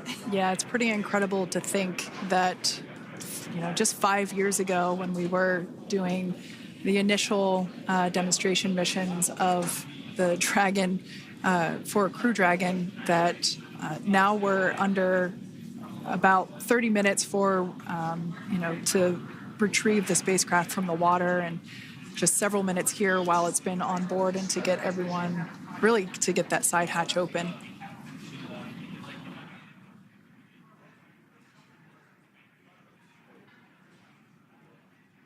For those of you that have just recently joined, the Dragon had an on-time splashdown. It looks like we're getting our next crew member here. That is none other than Sunny Williams. Big smile, big waves. She, like her other crew members, now will be assisted onto the mobility aid.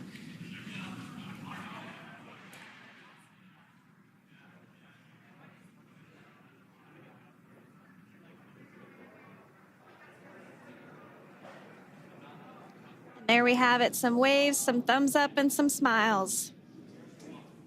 Definitely seems to be a theme among all recovery operations. Absolutely. And of course, that leaves NASA astronaut Butch Wilmore inside Dragon in seat 4.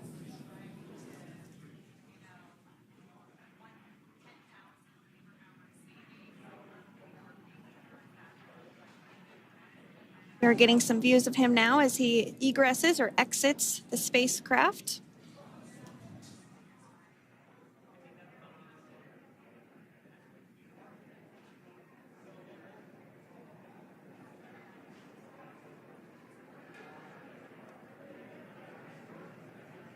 Once again, some elation and cheers there from Butch Wilmore. As we mentioned before, returning to Earth coming from a microgravity environment can wreak havoc on the body. So it is customary and just standard procedure for all of our long-term space residents to get assistance once they are back on board the recovery vessel.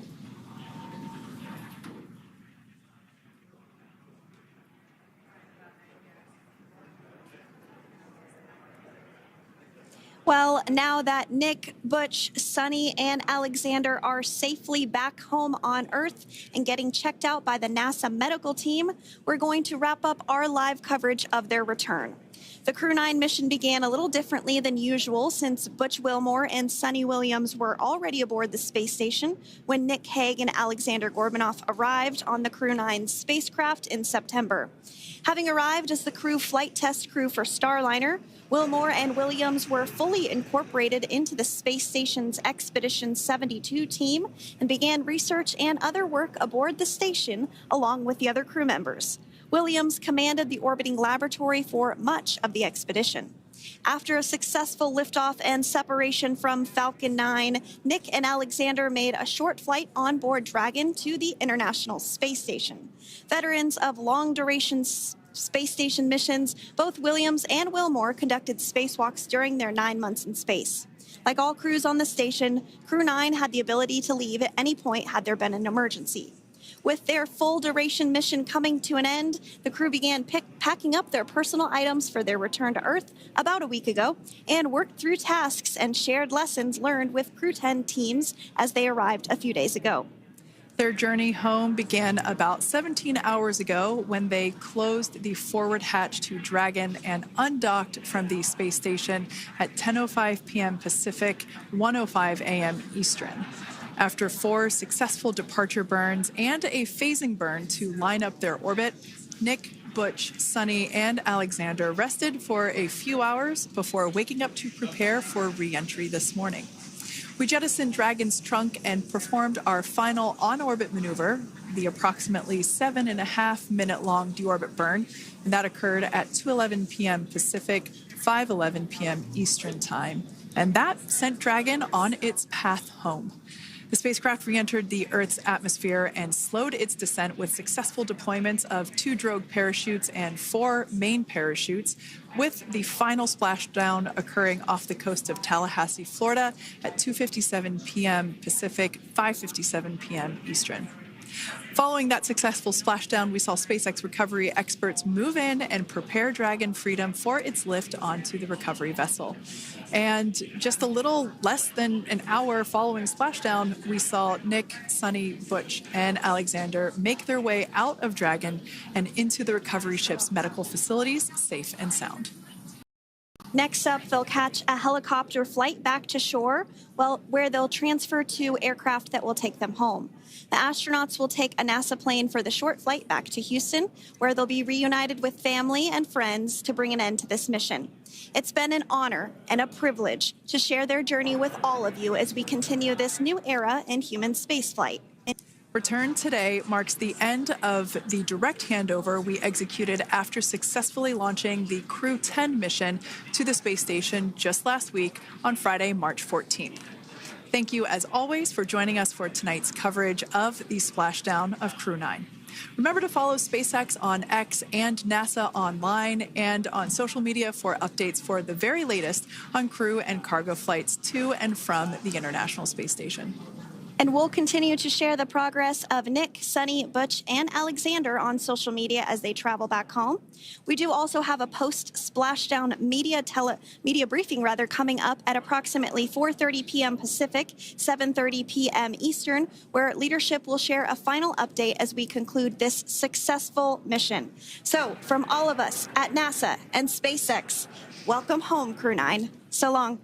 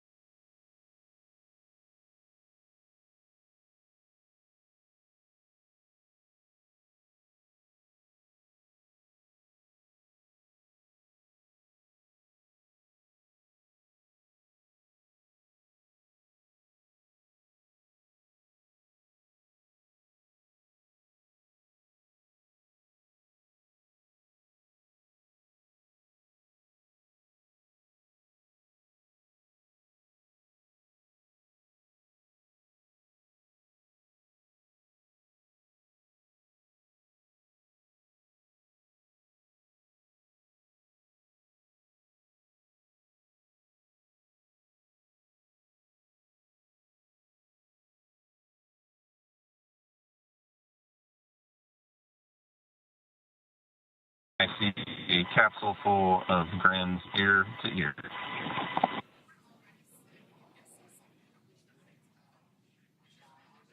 I see a capsule full of grins ear to ear.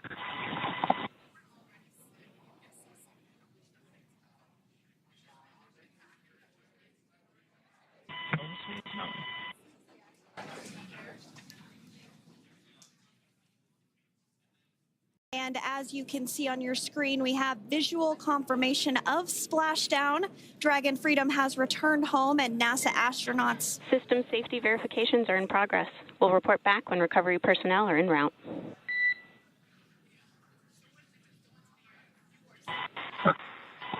Understand.